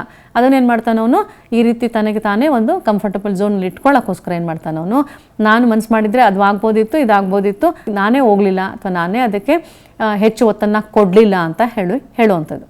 ಮತ್ತು ಲಂಚ ತೆಗೆದುಕೊಳ್ಳುವ ವ್ಯಕ್ತಿ ಜಗತ್ತಿನಲ್ಲಿ ಲಂಚ ತೆಗೆದುಕೊಳ್ಳದೇ ಇರೋರು ಯಾರಿದ್ದಾರೆ ಅಂತ ಕೇಳೋದು.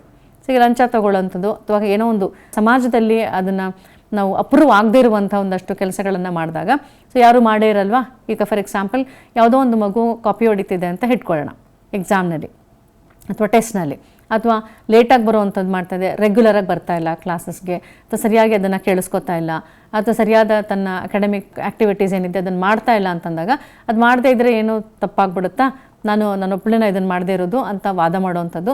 ಅಥವಾ ಲಂಚ ತೆಗೆದುಕೊಳ್ಳೋನು ಏನು ಕೇಳ್ತಾನೆ, ಯಾರು ಲಂಚನೇ ತೊಗೊಳ್ಳಲ್ವ, ಹಾಗಾದರೆ ಎಲ್ಲರೂ ತೊಗೊಳ್ತಾರಲ್ವ ಅಂತ ಹೇಳಿ ತನಗೆ ತಾನೇ ಸಮಜಾಯಿಷಿ ಕೊಡುವಂಥದ್ದು. ಸೊ ಇಂಥದನ್ನೆಲ್ಲ ನಾವು ಇಲ್ಲಿ ಉದಾಹರಣೆಯಾಗಿ ನಾವು ತರ್ಕಸಮ್ಮತವಾಗಿಸುವಿಕೆಯಲ್ಲಿ ತಗೊಂಡಿದ್ದೀವಿ.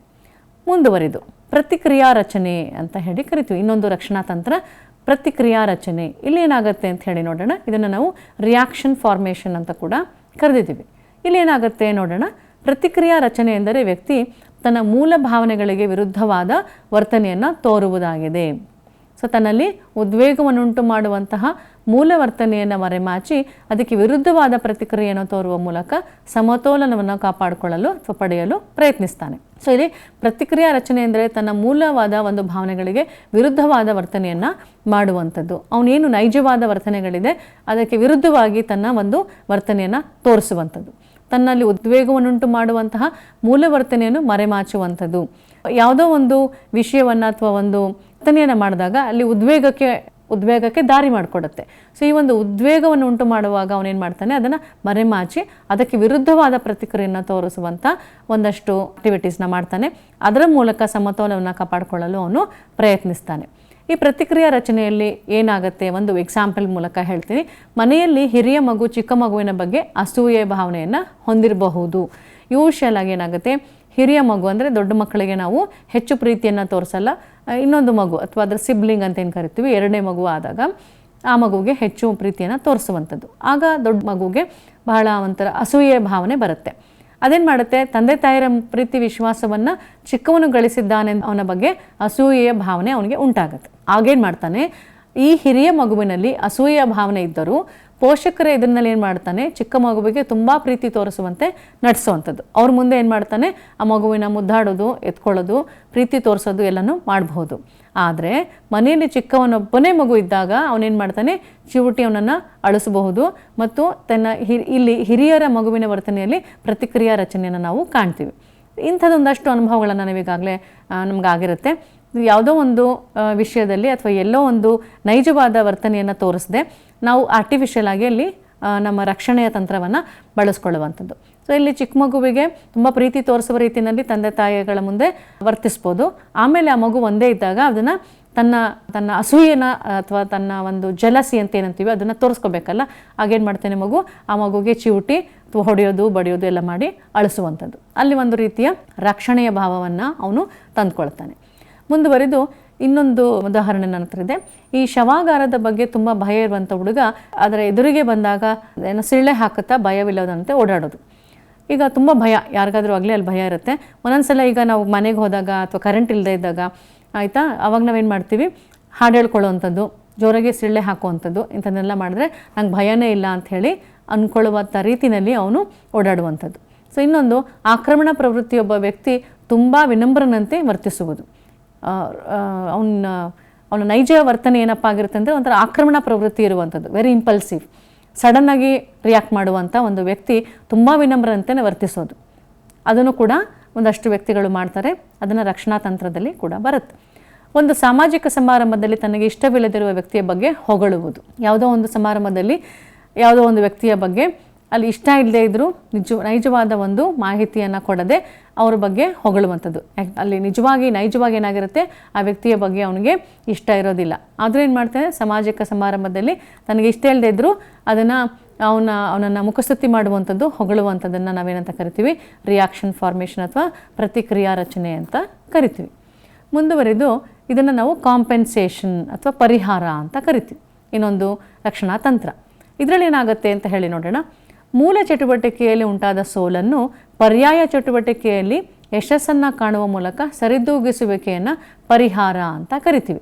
ಒಂದು ಕ್ಷೇತ್ರದಲ್ಲಿ ಸಾಮರ್ಥ್ಯ ಅಥವಾ ಸಾಧನೆಯ ಕೊರತೆ ಇರುವ ವ್ಯಕ್ತಿ ಕೊರತೆ ಇಲ್ಲದಿರುವ ಇನ್ನೊಂದು ಕ್ಷೇತ್ರದಲ್ಲಿ ತನ್ನ ಸಾಮರ್ಥ್ಯವನ್ನು ಬಳಸಿಕೊಂಡು ಪರಿಹಾರ ಕಂಡುಕೊಳ್ಳಲು ಪ್ರಯತ್ನಿಸ್ತಾನೆ.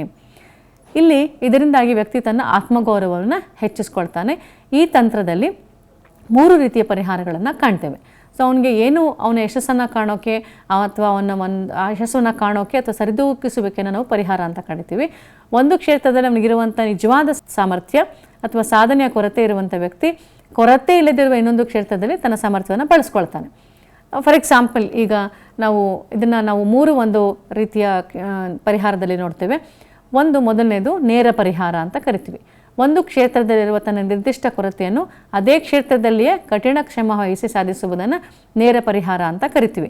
ಸೊ ಯಾವುದೋ ಒಂದು ಮಗು ಅಕಾಡೆಮಿಕ್ಸ್ ಅಂತ ಏನು ಕರಿತೀವಿ, ಅದರಲ್ಲಿ ಸರಿಯಾದ ರೀತಿಯಲ್ಲಿ ಸಾಧನೆ ಮಾಡೋಕ್ಕೆ ಸಾಧ್ಯ ಆಗದೇ ಇದ್ದಾಗ ಅವನೇನು ಮಾಡ್ತಾನೆ, ಯಾವುದೋ ಒಂದು ರೀತಿಯ ತನ್ನ ಎಲ್ಲ ಯಶಸ್ಸನ್ನು ಕಂಡ್ಕೋಬೇಕಾದ್ರೆ ಬಹಳ ಕಷ್ಟಪಟ್ಟು ಕಾರ್ಯಕ್ರಮಗಳನ್ನು ಕೈಗೊಂಡು ಅವನು ಆ ಒಂದು ಕ್ಷೇತ್ರದಲ್ಲಿಯೇ ಕಠಿಣ ಶ್ರಮವನ್ನು ವಹಿಸುವುದಾಗಿ ಮಾಡ್ತಾನೆ. ಅದಕ್ಕೆ ನಾವು ಒಂದು ಪರಿಹಾರವನ್ನು ಕೂಡ ಕಂಡುಕೊಳ್ತಾನೆ. ಉದಾಹರಣೆಗೆ, ಗ್ರೀಸ್ ದೇಶದ ಮಹಾನ್ ವಾಗ್ಮಿ ಡೆಮಾಸ್ತನೀಸ್ ಅವನೇನು ಮಾಡ್ತಾನೆ, ಅವನ ಪ್ರಬಲ ಇಚ್ಛಾಶಕ್ತಿ ಮತ್ತು ಕಠಿಣ ಪರಿಶ್ರಮದಿಂದ ತನಗಿದ್ದ ಉಗ್ಗುವಿಕೆಯನ್ನು ಪರಿಹರಿಸಿಕೊಂಡು ಪ್ರಸಿದ್ಧವಾಗಿ ಮುಂದುವರಿತಾನೆ. ಡಿಫೆಕ್ಟ್ಸ್ ಅಂತ ಏನು ಕರಿತೀವಿ, ಆ ಡಿಫೆಕ್ಟ್ಸ್ ಏನಪ್ಪ ಆಯಿತು ಅಂತಂದರೆ ಉಗ್ಗುವಿಕೆ. ಅವನಿಗೆ ಉಗ್ಗುವಿಕೆ ಒಂದು ಸಮಸ್ಯೆ ಇತ್ತು. ಅದನ್ನೇನು ಮಾಡ್ತಾನೆ, ಆ ಒಂದು ಫೀಲ್ಡ್ ಅಂತ ಏನು ಕರಿತೀವಿ, ಆ ಒಂದು ಕ್ಷೇತ್ರದಲ್ಲಿ ಇರುವಂಥ ಒಂದಷ್ಟು ಸಮಸ್ಯೆಯನ್ನು ಅವನು ಪರಿಹರಿಸ್ಕೊಳ್ತಾನೆ. ಹೇಗೆ ಪರಿಹರಿಸ್ಕೊಳ್ತಾನೆ ಅಂತಂದರೆ, ಅವನು ಒಂದು ಪ್ರಬಲವಾದ ಇಚ್ಛಾಶಕ್ತಿ ಮತ್ತು ಕಠಿಣ ಪರಿಶ್ರಮದಿಂದ ತನಗಿದ್ದ ಉಗ್ಗುವಿಕೆಯನ್ನು ಪರಿಹರಿಸಿಕೊಂಡು ಪ್ರಸಿದ್ಧ ವಾಗ್ಮಿ ಆಗ್ತಾನೆ. ಅದು ಹೇಗೆ ಮಾಡ್ಕೊಂಡ ಅಂತಂದರೆ, ತನಗಿದ್ದ ಇದೊಂದು ಡಿಫೆಕ್ಟ್ನ ಅವನು ಸರಿ ಮಾಡ್ಕೊಳ್ಳೋಕ್ಕೋಸ್ಕರ ತನಗೆ ಬೇಕಾದಷ್ಟು ಒಂದು ಪರಿಶ್ರಮದಿಂದ ಅವನು ಅದನ್ನು ಮುಂದೆ ಬರ್ತಾನೆ ಅಥವಾ ಉಗ್ಗುವಿಕೆಯನ್ನು ಅವನು ಪರಿಹಾರ ಮಾಡ್ಕೊಳ್ತಾನೆ. ಮುಂದುವರಿದು, ಕಲಿಕೆಯಲ್ಲಿ ಹಿಂದುಳಿದ ವಿದ್ಯಾರ್ಥಿ ತನ್ನ ಶಾಲಾ ಸಾಧನೆಯನ್ನು ಉತ್ತಮಪಡಿಸಿಕೊಳ್ಳಲು ತನ್ನೆಲ್ಲ ಶಕ್ತಿಯನ್ನು ಬಳಸಿಕೊಂಡು ಕಷ್ಟಪಟ್ಟು ಅಧ್ಯಯನ ಮಾಡಿ ಹೆಚ್ಚಿನ ಸಾಧನೆಯನ್ನು ಮಾಡುವಂಥದ್ದು. ಸೊ ಈ ಒಂದು ವಿದ್ಯಾರ್ಥಿ ಕಲಿಕೆಯಲ್ಲಿ ಹಿಂದುಳಿದಿದ್ದಾನೆ ಅಂತ ಹೇಳಿ ಗೊತ್ತಾದಾಗ ಅವನು ಯಾಕೆ ಹಿಂದುಳಿದಿದ್ದಾನೆ, ಅದರ ಒಂದು ಕಾರಣಗಳೇನು, ಆ ಒಂದು ಹಿಂದುಳಿಯುವಿಕೆಗೆ ಅಂತ ಹೇಳಿ ಅವನು ಅದನ್ನು ಸರಿಯಾದ ರೀತಿಯಲ್ಲಿ ವಿಶ್ಲೇಷಣೆ ಮಾಡಿಕೊಂಡು ತನ್ನ ಶಾಲಾ ಸಾಧನೆಯನ್ನು ಉತ್ತಮಪಡಿಸಿಕೊಳ್ಳಲು ಅವನು ಪ್ರಯತ್ನ ಮಾಡ್ತಾನೆ. ಈ ಒಂದು ಪ್ರಯತ್ನದಲ್ಲಿ ಅವನೇನು ಮಾಡ್ಬೋದು, ಅದಕ್ಕೆ ಅವನು ಯೋಚನೆ ಮಾಡ್ತಾನೆ. ಏನು ಮಾಡ್ಬೋದು, ನಾನು ಈ ಒಂದು ಹಿಂದುಳಿದ ವಿದ್ಯಾರ್ಥಿ ಆಗಿದ್ದೇನೆ, ಹಾಗಾಗಿ ನಾನು ಈ ಒಂದು ಕ್ಷೇತ್ರದಲ್ಲಿ ಹೇಗೆ ಮುಂದೆ ಬರ್ಬೋದು ಅಂಥೇಳಿ ಅವನು ನೋಡಿಕೊಂಡು ಈ ನೇರ ಪರಿಹಾರದ ಮೂಲಕ ಅವನೇನು ಮಾಡ್ತಾನೆ, ತನ್ನೆಲ್ಲ ಶಕ್ತಿಯನ್ನು ಬಳಸಿಕೊಂಡು ಕಷ್ಟಪಟ್ಟು ಅಧ್ಯಯನ ಮಾಡ್ತಾನೆ. ಯಾಕೆಂದರೆ ಅವನಿಗೆ ಹಿಂದುಳಿದ ವಿದ್ಯಾರ್ಥಿ ಆಗಿರ್ತಾನೆ, ಆ ಒಂದು ಕ್ಷೇತ್ರದಲ್ಲಿ ಅವನೇನಾದರೂ ಹೆಚ್ಚಿನ ಸಾಧನೆಯನ್ನು ಮಾಡಬೇಕು ಅಂಥೇಳಿ ಅವನು ಅಂದ್ಕೊಂಡಿರ್ತಾನೆ. ಸೊ ಅವನೇನು ಮಾಡ್ತಾನೆ, ಆಗ ಹೆಚ್ಚಿನ ತನ್ನೆಲ್ಲ ಶಕ್ತಿಯನ್ನು ಬಳಸಿಕೊಂಡು ಕಷ್ಟಪಟ್ಟು ಅಧ್ಯಯನ ಮಾಡಿ ಈ ಒಂದು ಹಿಂದುಳಿದ ವಿದ್ಯಾರ್ಥಿ ಅಂತ ಏನು ಅವನಿಗೆ ಪಟ್ಟ ಬಂದಿರುತ್ತೆ ಅದರಿಂದ ಅವನು ಸಲ್ಯೂಷನ್ ಅದನ್ನು ಕಂಡುಹಿಡ್ಕೊಳ್ತಾನೆ. ಸೊ ಹೀಗೆ ಈ ನೇರ ಪರಿಹಾರದ ಮೂಲಕ ಮಾಡ್ತಾನೆ. ಮತ್ತು ಪರೋಕ್ಷ ಪರಿಹಾರ, ನೇರ ಪರಿಹಾರ ಆದಾಗ ಅವನು ಆ ಒಂದು ಕ್ಷೇತ್ರದಲ್ಲಿ ಏನಿದೆ ಅದರಲ್ಲಿ ಡಿಫೆಕ್ಟ್ಸ್ ಏನಿದೆ ಅದನ್ನು ಪರಿಹರಿಸಿಕೊಳ್ಳುವಂಥದ್ದು, ಅದೇ ಕ್ಷೇತ್ರದಲ್ಲೇ ಮುಂದುವರಿದು ತನ್ನ ಒಂದು ಪರಿಶ್ರಮದಿಂದ ಮುಂದುವರಿಯುವಂಥದ್ದು ಆಗ್ತಾ ಇರುತ್ತೆ. ಇಲ್ಲಿ ಪರೋಕ್ಷ ಪರಿಹಾರದಲ್ಲಿ ವ್ಯಕ್ತಿ ತಾನು ನೇರವಾಗಿ ಸಾಧಿಸಲಾಗದ್ದನ್ನು ಇನ್ನೊಬ್ಬರ ಸಾಧನೆಯನ್ನು ನೋಡಿ ಸಂತೋಷ ಪಡುವುದು, ಅದನ್ನು ಪರೋಕ್ಷ ಪರಿಹಾರ ಅಂತ ಕರಿತೀವಿ. ಪೋಷಕರು ತಮ್ಮ ಮಕ್ಕಳ ಸಾಧನೆಯಲ್ಲಿ ಸಂತೋಷ ಪಡುವುದು ಪರೋಕ್ಷ ಪರಿಹಾರವಾಗುತ್ತದೆ. ಸೊ ಈಗ ಒಂದಷ್ಟು ಪೋಷಕರು ನಮ್ಮ ಹತ್ರ ಬಂದಾಗ ಅಥವಾ ಯಾವುದಾದ್ರೂ ಮೀಟಿಂಗ್ ಅಥವಾ ಪೇರೆಂಟ್ಸ್ ಟೀಚರ್ ಮೀಟಿಂಗ್ ಬಂದಾಗ ಅವ್ರು ಹೇಳ್ತಾ ಇರ್ತಾರೆ, ನನಗೆ ಓದೋಕ್ಕಾಗಲಿಲ್ಲ, ಇಂಜಿನಿಯರಿಂಗ್ ಮಾಡೋಕ್ಕಾಗಲಿಲ್ಲ ಅಂತನೋ, ಡಾಕ್ಟರ್ ಆಗಲಿಲ್ಲ ಅಂತನೋ, ಅಥವಾ ಯಾವುದೋ ಒಂದು ವಿಷಯದಲ್ಲಿ ಅವರಿಗೆ ಅದನ್ನು ಸಾಧನೆ ಮಾಡೋಕ್ಕಾಗದೇ ಇದ್ದಾಗ ಅವ್ರು ಏನು ಮಾಡ್ತಾರೆ, ಪರೋಕ್ಷವಾಗಿ ಅದಕ್ಕೆ ಪರಿಹಾರ ಕಂಡುಕೊಳ್ತಾರೆ. ಹೇಗೆ ಅಂತಂದರೆ, ಪೋಷಕರು ತಮ್ಮ ಮಕ್ಕಳ ಸಾಧನೆಯಲ್ಲಿ ಆ ಸಂತೋಷವನ್ನು ಕಾಣ್ತಾರೆ. ಯಾವುದೋ ಒಂದು ಇಂಜಿನಿಯರ್ ಆಗೋಕ್ಕಾಗಲಿಲ್ಲ ಅಂದರೆ ಮಗಳನ್ನು ಇಂಜಿನಿಯರ್ ಮಾಡುವಂಥದ್ದು, ಅಥವಾ ಡಾಕ್ಟರ್ ಆಗೋಕ್ಕಾಗಲಿಲ್ಲ ಅಂದರೆ ಡಾಕ್ಟರ್ ಮಾಡುವಂಥದ್ದು, ಅಥವಾ ಡಾನ್ಸರ್ ಆಗೋಕ್ಕಾಗಲಿಲ್ಲ, ಅಲ್ಲಿ ಏನೋ ಒಂದು ಸಮಸ್ಯೆಗಳಿತ್ತು ಹಾಗಾಗಿ ಅದನ್ನು ಮಾಡೋಕ್ಕಾಗಲಿಲ್ಲ ಅಂತಂದಾಗ ಅವ್ರು ಏನು ಮಾಡ್ತಾರೆ, ಪರೋಕ್ಷವಾಗಿ ಅದನ್ನು ಪರಿಹಾರ ಕಂಡುಕೊಳ್ಳುವಂಥದ್ದು ತಮ್ಮ ಮಕ್ಕಳ ಮೂಲಕ. ಸೊ ಮಕ್ಕಳ ಸಾಧನೆಯಲ್ಲಿ ಸಂತೋಷ ಪಡುವುದನ್ನು ನಾವು ಪರೋಕ್ಷ ಪರಿಹಾರ ಅಂತ ಕರಿತೀವಿ. ಮತ್ತು ಇನ್ನೂ ಒಂದಷ್ಟು ಉದಾಹರಣೆಗಳು ಬಗ್ಗೆ ಮಾತಾಡೋಣ. ಇಂಜಿನಿಯರ್ ಆಗಬೇಕೆಂದು ಬಯಸಿ ಅದನ್ನು ಸಾಧಿಸಲು ಸಾಧ್ಯವಾಗದ ತಂದೆ ತನ್ನ ಮಗ ಯಶಸ್ವಿ ಇಂಜಿನಿಯರ್ ಆಗಿರೋದನ್ನು ಕಂಡು ಸಂತೋಷಗೊಳ್ತಾನೆ. ಯಶಸ್ವಿ ಇಂಜಿನಿಯರ್, ಅವನಿಗೆ ಇಂಜಿನಿಯರ್ ಆಗೋಕ್ಕಾಗಿರಲ್ಲ, ಅದೇನೋ ಒಂದಷ್ಟು ಸಮಸ್ಯೆಗಳ ಒಂದು ಅರಿವಿಂದ ಅವನೇನು ಮಾಡ್ತಾನೆ, ಮುಂದೆ ತನ್ನ ಮಗನನ್ನು ಯಶಸ್ವಿ ಇಂಜಿನಿಯರ್ ಆಗಿ ಮಾಡ್ತಾನೆ. ಮತ್ತಿನ್ನೊಂದು, ರ್ಯಾಂಕ್ ಪಡೆಯಲು ಸಾಧ್ಯವಾಗದ ಶಿಕ್ಷಕ ತನ್ನ ವಿದ್ಯಾರ್ಥಿ ರ್ಯಾಂಕ್ ಪಡೆಯುವುದನ್ನು ಕಂಡು ಆನಂದಿಸೋದು. ಈ ಒಂದು ಶಿಕ್ಷಕರಿಗೆ ಒಂದಷ್ಟು ಯಾವಾಗಲೂ ಆಸೆ ಆಕಾಂಕ್ಷೆಗಳು ಇರಲೇಬೇಕಾಗತ್ತೆ. ಅವನೇನು ಮಾಡ್ತಾನೆ, ಯಾವುದೋ ಒಂದು ವಿಷಯದಲ್ಲಿ ಕುಂದುಕೊರತೆಯನ್ನು ಅವನು ಅನುಭವಿಸಿದ್ರಿಂದ ಅವನೇನು ಮಾಡ್ತಾನೆ, ಆ ವಿದ್ಯಾರ್ಥಿ ಅಥವಾ ಅವನ ವಿದ್ಯಾರ್ಥಿಗಳ ಮೂಲಕ ಈ ಒಂದು ಪರಿಹಾರವನ್ನು ಕಂಡುಕೊಳ್ತಾನೆ. ಸೊ ತಾನೇ ಮಾಡೋಕ್ಕಾಗದೇ ಇರೋದು, ಈಗ ನಾವು ಹಿಂದಿನ ಒಂದು ಸ್ಲೈಡ್ನಲ್ಲಿ ಅದರಲ್ಲಿ ನಾನು ನೇರ ಪರಿಹಾರಗಳನ್ನು ಕಂಡುಕೊಳ್ಳುವಂಥದ್ದು. ಸೊ ಅವನು ಡೆಮಾಸ್ತನೀಸ್ ಇರ್ಬೋದು ಅಥವಾ ಇನ್ಯಾರಾದರೂ ಆಗಿರ್ಬೋದು, ಅಥವಾ ಒಂದು ವಿದ್ಯಾರ್ಥಿ ಹಿಂದೆ ಉಳಿದಿರುವಂಥ ವಿದ್ಯಾರ್ಥಿ ಆ ಒಂದು ಕ್ಷೇತ್ರದಲ್ಲಿ ಹೆಚ್ಚಾಗಿ ಸಾಧನೆಯನ್ನು ಮಾಡುವಂಥದ್ದು, ಅದಕ್ಕೆ ಬೇಕಾಗಿರುವಂಥ ಎಲ್ಲ ಪ್ರಯತ್ನಗಳನ್ನು ಮಾಡಿ ಅಲ್ಲಿ ಒಂದು ಪರಿಹಾರವನ್ನು ಕಂಡುಕೊಳ್ಳುವಂಥದ್ದು, ಅಥವಾ ತಾನು ಮಾಡೋಕ್ಕಾಗದೇ ಇದ್ದಾಗ ಅದನ್ನು ಇನ್ನೊಬ್ಬರ ಮೂಲಕ ಅದನ್ನು ಈಡೇರಿಸ್ಕೊಳ್ಳುವಂಥದ್ದು ಪರೋಕ್ಷ ಪರಿಹಾರ ಆಗ್ತದೆ. ಮತ್ತು ಮೂರನೇದು ಬದಲಿ ಪರಿಹಾರ. ಇಲ್ಲಿ ನೇರವಾಗಿಯೂ ಅಲ್ಲ, ಪರೋಕ್ಷವಾಗಿಯೂ ಅಲ್ಲ, ಬದಲಿ, ಸಬ್ಸ್ಟಿಟ್ಯೂಷನ್ ಅಂತ ಕರಿತೀವಿ. ಉತ್ತಮ ಪ್ರಯತ್ನಗಳ ಹೊರತಾಗಿಯೂ ಒಂದು ಕ್ಷೇತ್ರದಲ್ಲಿ ಹೆಚ್ಚಿನ ಸಾಧನೆ ಮಾಡಲು ಸಾಧ್ಯವಾಗದ ವ್ಯಕ್ತಿ ಇನ್ನೊಂದು ಕ್ಷೇತ್ರದಲ್ಲಿ ಹೆಚ್ಚಿನ ಸಾಧನೆ ಮಾಡಲು ಪ್ರಯತ್ನಿಸಿ ಯಶಸ್ವಿಯಾಗುವುದು ಬದಲಿ ಪರಿಹಾರವಾಗುತ್ತದೆ. ಈಗ ಫಾರ್ ಎಕ್ಸಾಂಪಲ್ ಏನಾಗಿರ್ಬೋದು, ಯಾವುದೋ ಒಂದು ವ್ಯಕ್ತಿ ಈ ಒಂದು ಶೈಕ್ಷಣಿಕವಾಗಿ ಸಾಧನೆಯನ್ನು ಮಾಡೋಕ್ಕೆ ಸಾಧ್ಯವಾಗ್ತಾ ಇಲ್ಲ, ಅವನಿಗೆ ಸೈನ್ಸ್ ಇರ್ಬೋದು, ಏನಾದರೂ ಬೇರೆ ಮ್ಯಾಥಮೆಟಿಕ್ಸ್ ಇರ್ಬೋದು, ಅದನ್ನು ಓದೋಕ್ಕಾಗ್ತಾ ಇಲ್ಲ, ಆಯಿತಾ, ಅಲ್ಲಿ ಏನೋ ಒಂದು ಅಡಚಣೆಗಳು ಉಂಟಾಗ್ತಾ ಇರುತ್ತೆ. ಅವನೇನು ಮಾಡ್ತಾನೆ, ಇದಕ್ಕೆ ಸರಿಯಾದ ಒಂದು ರಕ್ಷಣಾ ತಂತ್ರ ಏನು ಅಂತಂದರೆ ಬದಲಿ ಪರಿಹಾರ. ಅವನೇನು ಮಾಡ್ತಾನೆ, ಈ ಒಂದು ಸಾಧನೆಯನ್ನು ಮಾಡೋಕ್ಕಾಗದೇ ಇರುವಂಥ ಟೈಮ್ನಲ್ಲಿ ಅವನೇನು ಮಾಡ್ತಾನೆ, ಬೇರೆ ಒಂದು ಕ್ಷೇತ್ರಕ್ಕೆ ಅವನು ಫಾರ್ ಎಕ್ಸಾಂಪಲ್ ಡಾನ್ಸರ್ ಆಗ್ಬೋದು, ಒಳ್ಳೆಯ ವಾಗ್ಮಿ ಆಗ್ಬೋದು, ಅಥವಾ ಸಂಗೀತದಲ್ಲಿ ಮುಂದೆ ಬರ್ಬೋದು, ಹೀಗೆ ಬೇರೆ ಒಂದು ಕ್ಷೇತ್ರದಲ್ಲಿ ಅವನು, ಅಥವಾ ಸ್ಪೋರ್ಟ್ಸ್ ಇರ್ಬೋದು, ಬ್ಯಾಡ್ಮಿಂಟನ್ ಇರ್ಬೋದು ಅಥವಾ ಕ್ರಿಕೆಟ್ ಇರ್ಬೋದು, ಇನ್ಯಾವುದೋ ಒಂದು ಕ್ಷೇತ್ರದಲ್ಲಿ ಹೆಚ್ಚಿನ ಸಾಧನೆಯನ್ನು ಮಾಡಿ ಅಲ್ಲಿ ಅವನಿಗೇನು ಅಕಾಡೆಮಿಕ್ಸಲ್ಲಿ ಮಾಡೋಕ್ಕಾಗದೇ ಇರೋದನ್ನು ಈ ಒಂದು ಹಲವಾರು ಬೇರೆ ಕ್ಷೇತ್ರಗಳನ್ನು ಆರಿಸ್ಕೊಂಡು ಅಲ್ಲಿ ಹೆಚ್ಚಿನ ಸಾಧನೆಯನ್ನು ಮಾಡಿ ಅವನು ಪ್ರಯತ್ನಿಸಿ ಯಶಸ್ವಿಯಾಗುವಂಥದ್ದನ್ನು ನಾವೇನಂತ ಕರಿತೀವಿ, ಬದಲಿ ಪರಿಹಾರ ಅಂತ ಕರಿತೀವಿ. ಮತ್ತು ಶೈಕ್ಷಣಿಕ ಸಾಧನೆಯಲ್ಲಿ ಹಿಂದುಳಿದಿರುವ ವಿದ್ಯಾರ್ಥಿಯು ಉತ್ತಮ ಕ್ರೀಡಾಪಟುವಾಗಿ ಸಾಧನೆ ತೋರುವಂಥದ್ದು. ನಾವೀಗ ಎಷ್ಟೋ ಜನ ನೋಡಿದ್ದೀವಿ, ಅವರು ಅಕಾಡೆಮಿಕ್ಸಲ್ಲಿ ಚೆನ್ನಾಗಿಲ್ಲ, ಈಗ ನಮ್ಮ ಒಂದು ಎಕ್ಸಾಮಿನೇಷನ್ ಸಿಸ್ಟಮ್ ಅಥವಾ ನಮ್ಮ ಒಂದು ಶೈಕ್ಷಣಿಕ ವ್ಯವಸ್ಥೆ ಏನಿದೆ ಅಂತಂದರೆ ನಾವು ಹೆಚ್ಚಾಗಿ ಶೈಕ್ಷಣಿಕ ಸಾಧನೆಗೆ ಹೆಚ್ಚು ಒತ್ತನ್ನು ಕೊಡುವಂಥದ್ದು. ನಾವು ಅದರಲ್ಲಿ ಮ್ಯೂಸಿಕ್ ಆಗಿರ್ಬೋದು, ಡಾನ್ಸ್ ಆಗಿರ್ಬೋದು, ಫೈನ್ ಆರ್ಟ್ಸ್ ಅಂತ ಏನು ಕರಿತೀವಿ, ಅಥವಾ ಕ್ರೀಡಾಪಟುವಾಗಿ ಏನಾದರೂ ಸಾಧನೆ ತೋರಿಸ್ತಾ ಇದ್ದರೆ ಅದಕ್ಕೆ ಹೆಚ್ಚು ಒತ್ತನ್ನು ಕೊಡೋದಿಲ್ಲ. ಸೊ ಇಲ್ಲಿ ನಾವೇನು ಮಾಡ್ತಾರೆ, ಮಕ್ಕಳು ಅಕಾಡೆಮಿಕ್ಸಲ್ಲಿ ಸರಿಯಾಗಿ ಸಾಧನೆಯನ್ನು ಮಾಡೋಕ್ಕಾಗದೇ ಇದ್ದಾಗ ಇಂಥದ್ದೊಂದಷ್ಟು ಬೇರೆ ಬೇರೆ ಕ್ಷೇತ್ರಗಳನ್ನು ಆರಿಸ್ಕೊಂಡು ಅಲ್ಲಿ ಹೆಚ್ಚು ಸಾಧನೆಗಳನ್ನು ಮಾಡುವಂಥದ್ದನ್ನು ನಾವೀಗಾಗಲೇ ನೋಡಿದ್ದೀವಿ. ಆಮೇಲೆ ನಾವಿಂದ ಒಂದಷ್ಟು ಈ ಕ್ರಿಕೆಟ್ ಪ್ಲೇಯರ್ಸ್ ಇರ್ಬೋದು ಅಥವಾ ಇನ್ಯಾವುದಾದ್ರೂ ಬೇರೆ ಸಾಧನೆಯನ್ನು ಮಾಡಿರುವಂಥವ್ರನ್ನ ನೀವು ಇಂಟರ್ವ್ಯೂಗಳನ್ನ ಮಾಡಿದಾಗ ಅಲ್ಲಿ ಅವ್ರು ಹೇಳ್ತಾ ಇರ್ತಾರೆ, ಸೊ ನಾನು ಸ್ಕೂಲ್ನಲ್ಲಿ ಚೆನ್ನಾಗಿ ನನ್ನ ಶೈಕ್ಷಣಿಕ ಸಾಧನೆ ಸರಿಯಾಗಿರಲಿಲ್ಲ, ನಾನು ಕ್ರಿಕೆಟ್ನಲ್ಲಿ ಚೆನ್ನಾಗಿದ್ದೆ, ನಾನು ಕ್ರಿಕೆಟ್ ಆಡ್ತಾ ಇದ್ದೆ, ಸೊ ಅಲ್ಲಿ ನನಗೆ ಅಂಥದ್ದೊಂದು ಮಹತ್ತರವಾದ ಒಂದು ಪರಿಶ್ರಮ ಇತ್ತು ನನ್ನ ಹತ್ರ, ಹಾಗಾಗಿ ಅಲ್ಲಿ ಒಂದು ಸರಿಯಾದ ಸಾಧನೆ ಮಾಡೋಕ್ಕಾಗಿರಲಿಲ್ಲ, ಈ ಒಂದು ಕ್ಷೇತ್ರ ಆರಿಸ್ಕೊಂಡು ನಾನು ಮುಂದೆ ಬಂದೆ ಅಂತ ಹೇಳುವಂಥದ್ದು. ಸೊ ಹಾಗೆ ಈ ಒಂದು ಯಾವುದೋ ಒಂದು ಸಾಧನೆ ಅಥವಾ ಯಾವುದೋ ಒಂದು ಕ್ಷೇತ್ರದಲ್ಲಿ ಮಾಡೋಕ್ಕಾಗದೇ ಇದ್ದಾಗ ಅವ್ರೇನು ಮಾಡ್ತಾರೆ, ಬೇರೆ ಕ್ಷೇತ್ರವನ್ನು ಆರಿಸ್ಕೊಂಡು ಅಲ್ಲಿ ಸಾಧನೆಯನ್ನು ಮಾಡುವಂಥದ್ದಕ್ಕೆ ನಾವು ಬದಲಿ ಪರಿಹಾರ ಅಂತ ಕರಿತೀವಿ. ಅದೇ ಥರ ಇನ್ನೊಂದು ಎಕ್ಸಾಂಪಲ್ ನನ್ನ ಹತ್ರ ಇದೆ. ಪಂಡಿತ ಪುಟ್ಟರಾಜ ಗವಾಯಿಗಳು ಅಂಧರಾಗಿದ್ದರೂ ಸಹ ಸಂಗೀತ ಕ್ಷೇತ್ರದಲ್ಲಿ ಮಹತ್ವದ ಸಾಧನೆಯನ್ನು ಮಾಡಿದರು. ಸೊ ಅವರು ಅಂಧರಾಗಿದ್ದರು, ಅವ್ರಿಗೆ ಕಣ್ಣು ಕಾಣಿಸದೇ ಇರೋದ್ರಿಂದ ಅವ್ರಿಗೆ ಬೇರೆ ಬೇರೆ ಒಂದು ಕ್ಷೇತ್ರದಲ್ಲಿ ಸರಿಯಾದ ರೀತಿಯಲ್ಲಿ ಅವ್ರಿಗೆ ಯಾವುದೋ ಒಂದು ಸಾಧನೆಯನ್ನು ಮಾಡೋಕ್ಕಾಗಿಲ್ಲದೆ ಇರ್ಬೋದು, ಅವ್ರೇನು ಮಾಡ್ತಾರೆ, ಸಂಗೀತ ಕ್ಷೇತ್ರದಲ್ಲಿ ಒಂದು ಮಹತ್ವದ ಸಾಧನೆಯನ್ನು ಮಾಡಿರುವಂಥದ್ದು. ಇದನ್ನು ಕೂಡ ನಾವು ಬದಲಿ ಪರಿಹಾರ ಅಂತ ಕರಿತೀವಿ.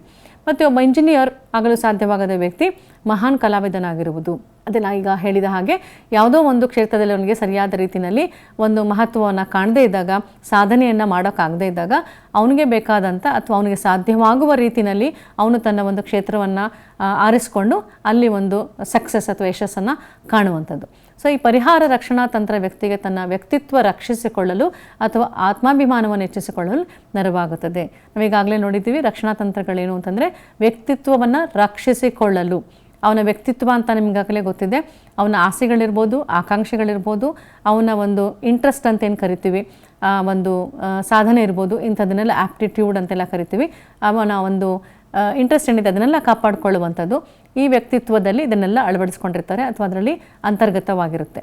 ಈ ಒಂದು ವ್ಯಕ್ತಿತ್ವವನ್ನು ರಕ್ಷಿಸಿಕೊಳ್ಳಲು ಅಥವಾ ಆತ್ಮಾಭಿಮಾನವನ್ನು ಹೆಚ್ಚಿಸಿಕೊಳ್ಳಲು ಈ ಒಂದಷ್ಟು ರಕ್ಷಣಾ ತಂತ್ರಗಳು ನಮಗೆ ಹೆಲ್ಪ್ ಮಾಡ್ತವೆ, ಸಹಾಯ ಮಾಡ್ತವೆ ಅಂತ ಹೇಳ್ಬೋದು. ಮುಂದುವರಿದು ಉದಾತ್ತೀಕರಣ ಅಂತ ಹೇಳಿ ಕರಿತೀವಿ. ಅದನ್ನು ಸಬ್ಲಿಮೇಷನ್ ಅಂತ ಕೂಡ ಇಂಗ್ಲೀಷ್ನಲ್ಲಿ ಕರೀತಾರೆ. ಈ ತಂತ್ರದಲ್ಲಿ ಏನಾಗುತ್ತೆ ಅಂತ ಹೇಳಿ ನೋಡೋಣ. ಈ ತಂತ್ರವು ಸಹ ಬದಲಿ ಪರಿಹಾರ ಕ್ರಮವನ್ನು ಹೋಲುತ್ತದೆ.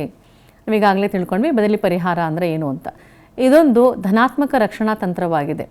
ಈ ತಂತ್ರ ಬಳಸುವವರು ಸಮಾಜ ಒಪ್ಪದೇ ಇರುವಂತಹ ಮತ್ತು ಅಸಹನೀಯವಾದ ಭಾವನೆಗಳನ್ನು ಅಥವಾ ಬಯಕೆಗಳನ್ನು ಸಮಾಜ ಒಪ್ಪುವಂತಹ ಮಾರ್ಗಗಳಲ್ಲಿ ಪುನರ್ನಿರ್ದೇಶಿಸುತ್ತಾರೆ. ಇದನ್ನು ನಾವು ಯಾವುದೋ ಒಂದು ಬದಲಿ ಪರಿಹಾರ, ಯಾವುದೋ ಒಂದು ಸಮಾಜ ಒಪ್ಪದೇ ಇದ್ದಾಗ ನಾವೇನು ಮಾಡ್ತೀವಿ, ಅದನ್ನು ಇನ್ನೊಂದು ಬೇರೆ ರೀತಿಯಾದಂಥ ಒಂದು ಮಾರ್ಗದಲ್ಲಿ ಅದನ್ನು ಒಪ್ಪಿಸ್ಕೊಳ್ಳುವಂಥದ್ದು. ತಮ್ಮ ಆಸೆ ಆಕಾಂಕ್ಷೆಗಳನ್ನು ಪೂರೈಸಿಕೊಳ್ಳಲಾಗದ ಅನೇಕರು ತಮ್ಮ ಶಕ್ತಿಯನ್ನು ಸಮಾಜ ಸೇವೆ, ಸಾಹಿತ್ಯ, ಸಂಗೀತ ಅಥವಾ ಕಲೆಯಲ್ಲಿ ಸಾಧನೆ ಮೂಲಕ ಕಾರ್ಯಗಳಲ್ಲಿ ಬಳಸುತ್ತಾರೆ. ಈ ರೀತಿಯ ಉದಾತ್ತೀಕರಣವು ಸಮಾಜಕ್ಕೆ ಲಾಭದಾಯಕವಾಗಿದೆ. ತಮ್ಮ ಆಸೆ ಆಕಾಂಕ್ಷೆಗಳು ಏನೇನೋ ಇರ್ತವೆ, ಅದನ್ನೆಲ್ಲ ತೀರಿಸ್ಕೊಳ್ಳೋಕ್ಕಾಗಿರೋದಿಲ್ಲ ಅಥವಾ ವೈಯಕ್ತಿಕವಾಗಿ ಅದಕ್ಕೆ ಒಂದು ಯಶಸ್ಸನ್ನು ಕಂಡ್ಕೊಳ್ಳೋಕ್ಕೆ ಸಾಧ್ಯವಾಗಿರಲ್ಲ. ಅವ್ರೇನು ಮಾಡ್ತಾರೆ, ಅಂಥದ್ದನ್ನು ಅವರು ಸಮಾಜ ಸೇವೆಗೆ ಮುಡಿಪಾಗಿಡ್ತಾರೆ. ಸಾಹಿತ್ಯ ಕ್ಷೇತ್ರದಲ್ಲಿರ್ಬೋದು, ಸಂಗೀತ ಕ್ಷೇತ್ರದಲ್ಲಿರ್ಬೋದು ಅಥವಾ ಕಲೆಯಲ್ಲಿ ಸಾಧನೆ ಮಾಡುವಂಥದ್ದನ್ನು ಕೂಡ ಇಲ್ಲಿ ಮಾಡ್ತಾ ಹೋಗ್ತಾರೆ. ಅದನ್ನು ನಾವು ಸಬ್ಲಿಮೇಷನ್ ಅಥವಾ ಉದಾತ್ತೀಕರಣ ಅಂತ ಕರಿತೀವಿ. ಇಲ್ಲಿ ಇನ್ನೊಂದಷ್ಟು ಉದಾಹರಣೆಗಳು ನನ್ನಲ್ಲಿದೆ. ಇಲ್ಲಿ ಸ್ವಂತ ಮಕ್ಕಳನ್ನು ಹೊಂದಿರದ ಮಹಿಳೆ ಒಂದು ಶಾಲೆಯಲ್ಲಿ ಸೇವೆ ಸಲ್ಲಿಸುವ ಮೂಲಕ ಮಕ್ಕಳಿಗೆ ಪ್ರೀತಿ ವಿಶ್ವಾಸವನ್ನು ತೋರುವ ಮೂಲಕ ತೃಪ್ತಿ ಪಡೆಯುವಂಥದ್ದನ್ನು ನಾವಿಲ್ಲಿ ಉದಾಹರಣೆಯಾಗಿ ನೋಡ್ಬೋದು. ಸ್ವಂತ ಮಕ್ಕಳನ್ನು ಹೊಂದಿರದ ಮಹಿಳೆ ಏನು ಮಾಡ್ತಾಳೆ, ಅವರು ಸ್ವಂತ ಮಕ್ಕಳಾಗಲಿಲ್ವಲ್ಲ, ನನಗೆ ಮಗು ಇಲ್ವಲ್ಲ ಅಂತ ಕೊರಗೋದ್ಬಿಟ್ಟು ಅವಳೇನು ಮಾಡ್ತಾಳೆ, ಒಂದು ಶಾಲೆಗೆ ಹೋಗಿ ಅಲ್ಲಿ ತನ್ನ ಪ್ರೀತಿ ವಿಶ್ವಾಸವನ್ನು ತೋರಿಸಬಹುದು. ಅದನ್ನು ನಾವು ಸಬ್ಲಿಮೇಷನ್ ಅಂತ ಕರಿತೀವಿ. ಮತ್ತು ನೈಜ ಜೀವನದಲ್ಲಿ ನಾಯಕನಾಗಲು ಸಾಧ್ಯವಾಗದವನು ಶಾಲಾ ಕಾಲೇಜುಗಳ ನಾಟಕಗಳಲ್ಲಿ ನಾಯಕ ಪಾತ್ರ ವಹಿಸುವ ಮೂಲಕ ತೃಪ್ತಿ ಪಡೆಯುವಂಥದ್ದು. ನೈಜ ಜೀವನದಲ್ಲಿ ನಾಯಕ ಆಗಲು ಸಾಧ್ಯವಾಗದವನು ಅಂತಂದ್ರೇನು, ಯಾವುದೋ ಒಂದು ಫಿಲ್ಮ್ ಫೀಲ್ಡ್ಗೆ ಹೋಗದೇ ಇರ್ಬೋದು ಅಥವಾ ನಿಜವಾದ ಜೀವನದಲ್ಲಿ ನಾಯಕನಾಗುವಂಥ ಒಂದಷ್ಟು ಕ್ವಾಲಿಟೀಸ್ ಇಲ್ಲದೆ ಹೋಗ್ಬೋದು. ಆಗೇನು ಮಾಡ್ತಾನವನು ಶಾಲಾ ಕಾಲೇಜುಗಳಲ್ಲಿ ನಾಟಕಗಳಲ್ಲಿ ಅವನಿಗೆ ನಾಯಕನ ಪಾತ್ರ ವಹಿಸೋಕ್ಕೆ ತುಂಬ ಇಷ್ಟ. ಅವನು ನಿಜವಾದ ಜೀವನದಲ್ಲಿ ಆಗದೇ ಇರುವಂಥದ್ದನ್ನು ಈ ಒಂದು ಡ್ರಾಮಾ, ಡಾನ್ಸ್ ಅಥವಾ ನಾಟಕಗಳಲ್ಲಿ ಅವನದನ್ನು ಆ ಒಂದು ಪಾತ್ರವನ್ನು ಮಾಡಿ ತನಗೆ ಸಮಾಧಾನವನ್ನು ಪಡ್ಕೊಳ್ತಾನೆ. ಮತ್ತು ಹದಿಹರೆಯದ ಪ್ರೇಮ ಕವನಗಳು, ಲೈಂಗಿಕ ಬಯಕೆಯು ಇವೆಲ್ಲ ಉದಾತ್ತೀಕರಣವಾಗಿವೆ. ಅವನು ಒಂದು ಪ್ರೇಮ ಕವನಗಳನ್ನು ಬರೆಯುವಂಥದ್ದು ಅಥವಾ ಲೈಂಗಿಕ ಬಯಕೆಗಳನ್ನು ಎಕ್ಸ್ಪ್ರೆಸ್ ಮಾಡುವಂಥದ್ದು, ಅದನ್ನೆಲ್ಲ ನಾವು ಉದಾತ್ತೀಕರಣದ ಎಕ್ಸಾಂಪಲ್ ಆಗಿ ತೊಗೊಂಡಿದ್ದೀವಿ. ಮತ್ತು ವ್ಯಕ್ತಿಯು ತನ್ನ ಆತ್ಮಗೌರವ ಮತ್ತು ಆತ್ಮಾಭಿಮಾನದ ಭಾವನೆಗಳನ್ನು ಹೆಚ್ಚಿಸಿಕೊಳ್ಳಲು ಯಶಸ್ವಿ ವ್ಯಕ್ತಿ ಅಥವಾ ಒಂದು ಪ್ರಸಿದ್ಧ ಸಂಸ್ಥೆಯೊಂದಿಗೆ ಸಂಬಂಧ ಕಲ್ಪಿಸಿಕೊಳ್ಳುವಂಥದ್ದು. ಈಗ ನಾವೀಗಾಗಲೇ ನೋಡಿದ್ದೀವಿ, ಯಾವುದೋ ಒಂದು ವ್ಯಕ್ತಿ ತನಗೆ ಸರಿಯಾದ ರೀತಿಯಲ್ಲಿ ಯಶಸ್ವಿ ಸಿಗದೇ ಇದ್ದಾಗ, ಆತ್ಮಗೌರವನ ಕಾಪಾಡ್ಕೊಳ್ಳೋಕ್ಕೆ ಆಗದೇ ಇದ್ದಾಗ ಅವನೇನು ಮಾಡ್ತಾನೆ, ಯಾವುದೋ ಒಂದು ವ್ಯಕ್ತಿಯ ಜೊತೆ ಅಥವಾ ಪ್ರಸಿದ್ಧ ಸಂಸ್ಥೆಯೊಂದಿಗೆ ತನ್ನ ಸಂಬಂಧವನ್ನು ಕಲ್ಪಿಸಿಕೊಳ್ಳುವಂಥದ್ದು.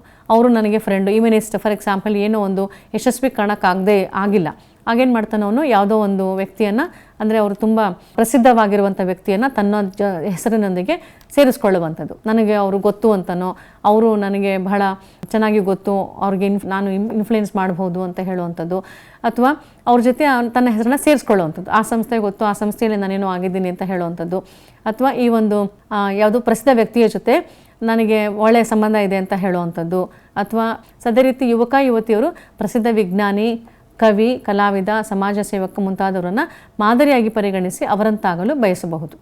ನಾವು ಯಾವಾಗಲೂ ನಾವು ಏನು ಮಾಡ್ತೀವಿ, ಒಂದು ಮಾಡೆಲ್ಸ್ ಅಂತ ಕರಿತೀವಿ. ನಾವು ಒಂದಷ್ಟು ವ್ಯಕ್ತಿಗಳನ್ನು ನಾವು ಮಾದರಿಯಾಗಿ ಪರಿಗಣಿಸ್ತೀವಿ. ಸೊ ಅಲ್ಲಿ ವಿಜ್ಞಾನಿ ಆಗಿರ್ಬೋದು, ಕವಿ ಆಗಿರ್ಬೋದು, ಕಲಾವಿದ ಆಗಿರ್ಬೋದು, ಅಥವಾ ಸಮಾಜ ಸೇವಕ ಆಗಿರ್ಬೋದು, ಅವರ ಜೊತೆ ನಾವು ನಮ್ಮ ಹೆಸರನ್ನು ಸೇರಿಸ್ಕೊಳ್ತಾ ಹೋಗ್ತೀವಿ ಅಥವಾ ಅವರನ್ನು ಮಾದರಿಯಾಗಿ ಪರಿಗಣಿಸಿ ಅವರಂತಾಗಲು ಕೂಡ ನಾವು ಬಯಸುವಂಥದ್ದು. ಮತ್ತು ಕೆಲವೊಮ್ಮೆ ಪ್ರಸಿದ್ಧ ಅಥವಾ ಯಶಸ್ವಿ ವ್ಯಕ್ತಿಗಳೊಂದಿಗೆ ಗುರುತಿಸಿಕೊಳ್ಳುವುದರಿಂದ ವ್ಯಕ್ತಿ ಆತ್ಮವಿಶ್ವಾಸ ಹೆಚ್ಚಿ ಸ್ಫೂರ್ತಿಗೊಂಡು ಉತ್ತಮ ಸಾಧನೆ ಕೂಡ ಅವನು ಮಾಡಬಹುದು. ಸೊ ಈ ಹಿನ್ನೆಲೆಯಲ್ಲಿ ರಕ್ಷಣಾ ತಂತ್ರವು ಅಪೇಕ್ಷಿತ ಅಭ್ಯಾಸಗಳು, ನಡವಳಿಕೆಗಳನ್ನು ಗಳಿಸಲು ಸಾಧ್ಯವಾಗುತ್ತದೆ. ಆದರೆ ಇದು ಅತಿ ಹೆಚ್ಚಾದರೆ ಇತರರ ಸಾಧನೆಗಳು ಮತ್ತು ಪ್ರಸಿದ್ಧಗಳ ನೆರಳಿನಲ್ಲಿ ಜೀವನ ನಡೆಸುವ ಪ್ರವೃತ್ತಿ ಬೆಳೆದು ಕೀರ್ತಿಯನ್ನು ಸಾಧಿಸಲು ತಾನೇ ಪ್ರಯತ್ನಿಸುವ ಪ್ರವೃತ್ತಿ ಮರೆಯಾಗುತ್ತದೆ. ಅದೇನಾಗುತ್ತೆ, ಯಾವಾಗಲೂ ಅವರಿಗೆ ಕಂಫರ್ಟಬಲ್ ಝೋನ್ ಉಂಟಾಗ್ತದೆ. ಯಾವಾಗಲೂ ಅವರ ಜೊತೆ, ಅವರ ಹೆಸರ ಜೊತೆಯಲ್ಲಿ ಇನ್ನೊಬ್ಬರ ಹೆಸರು, ಯಾವುದೋ ಪ್ರಸಿದ್ಧ ವ್ಯಕ್ತಿಯ ಜೊತೆ ಅವರ ಹೆಸರನ್ನು ಸೇರಿಸ್ಕೊಳ್ಳುವಂಥದ್ದು. ಅವರು ನಮ್ಮ ಕಸಿನ್ ಬ್ರದರ್ ಅಂತ ಹೇಳುವಂಥದ್ದು, ನಮ್ಮ ಚಿಕ್ಕಪ್ಪನ ಮಗ, ನಮ್ಮ ದೊಡ್ಡಪ್ಪನ ಮಗ, ಆ ಮಿನಿಸ್ಟರ್ ಬಂದು ನಮ್ಮ ಪಕ್ಕದ ಮನೆಯಲ್ಲೇ ಇರುವಂಥದ್ದು, ಇಂಥದನ್ನೆಲ್ಲ ಹೇಳ್ಕೊಳ್ತಾ ಹೋಗಿ ಕೊನೆಗೆ ಅವ್ರಿಗೆ ನಿಜವಾದ ಸಾಧನೆಗಳು ಅಥವಾ ಒಂದು ಈ ಪ್ರಸಿದ್ಧಿಗಳ ಒಂದು ನೆರಳಿಂದನೇ ಅವ್ರು ಏನು ಮಾಡ್ತಾರೆ, ನಿಜವಾದ ಒಂದು ಸಾಧನೆಯನ್ನು ಮಾಡುವಂಥ ಪ್ರವೃತ್ತಿನೇ ಮರೆಯಾಗೋಗ್ಬಿಡುತ್ತೆ. ಸೊ ಹಾಗಾಗಿ ಸ್ವಂತಿಕೆಯನ್ನು ಕಳೆದುಕೊಳ್ಳುವಂಥ ಎಲ್ಲ ಒಂದಷ್ಟು ನಿದರ್ಶನಗಳನ್ನು ನಾವಿಲ್ಲಿ ಕಾಣಬಹುದು. ಹಾಗಾಗಿ ಇದನ್ನು ಕೂಡ ನಾವು ಋಣಾತ್ಮಕ ಬೆಳವಣಿಗೆ ಅಂತ ಹೇಳಿ ಕರಿತೀವಿ. ಇದು ಹೆಚ್ಚಾದಾಗ ನಾವೇನು ಅಂತ ಮಾತಾಡ್ತೀವಿ, ಯಾವುದಾದ್ರೂ ಕೂಡ ಅತಿ ಹೆಚ್ಚಾದರೆ ಅದನ್ನು ವಿಷ ಅಂತ ಕರಿತೀವಿ. ಸೊ ಹಾಗಾಗಿ ಇಲ್ಲಿ ನಾವು ಎಷ್ಟರ ಮಟ್ಟಿಗೆ ಅದನ್ನು ಉಪಯೋಗಿಸ್ಕೊಳ್ಬಹುದು, ಉಪಯೋಗಿಸ್ಬೋದು ಅಷ್ಟನ್ನು ಮಾತ್ರ ಉಪಯೋಗಿಸ್ಕೋಬೇಕು. ಅಲ್ಲಿ ಒಂದು ರೀತಿಯ ಅಡೆತಡೆಗಳನ್ನು ನಾವು ತಳ್ಳಿ ಹಾಕಬಹುದೇ ಹೊರತು ಅದನ್ನು ನಾವು ಹಾಬಿಯಾಗಿ ಮಾಡ್ಕೋಬಾರ್ದು ಅಂತ ಹೇಳ್ತಾರೆ. ಮತ್ತು ಮಕ್ಕಳು ತಮ್ಮ ಪೋಷಕರು, ಶಿಕ್ಷಕರು, ಸಿನಿಮಾ ನಾಯಕರು, ಸಿನಿಮಾ ತಾರೆಯರುಗಳನ್ನು ಮಾದರಿನಾಗಿ ಗುರುತಿಸಿ ಅವರನ್ನು ಅನುಕರಿಸಲು ಪ್ರಯತ್ನಿಸುವುದು. ಇದು ಕೂಡ ಒಂದು ಅನುಕರಣೆ ಅಥವಾ ಮಾದರಿನಾಗಿ ಅವ್ರನ್ನ ಇಟ್ಕೊಂಡು ಅದನ್ನು ಅವರು ಗುರುತಿಸಿ ಅವರನ್ನು ಅನುಕರಿಸಲು ಪ್ರಯತ್ನ ಮಾಡುವಂಥದ್ದು.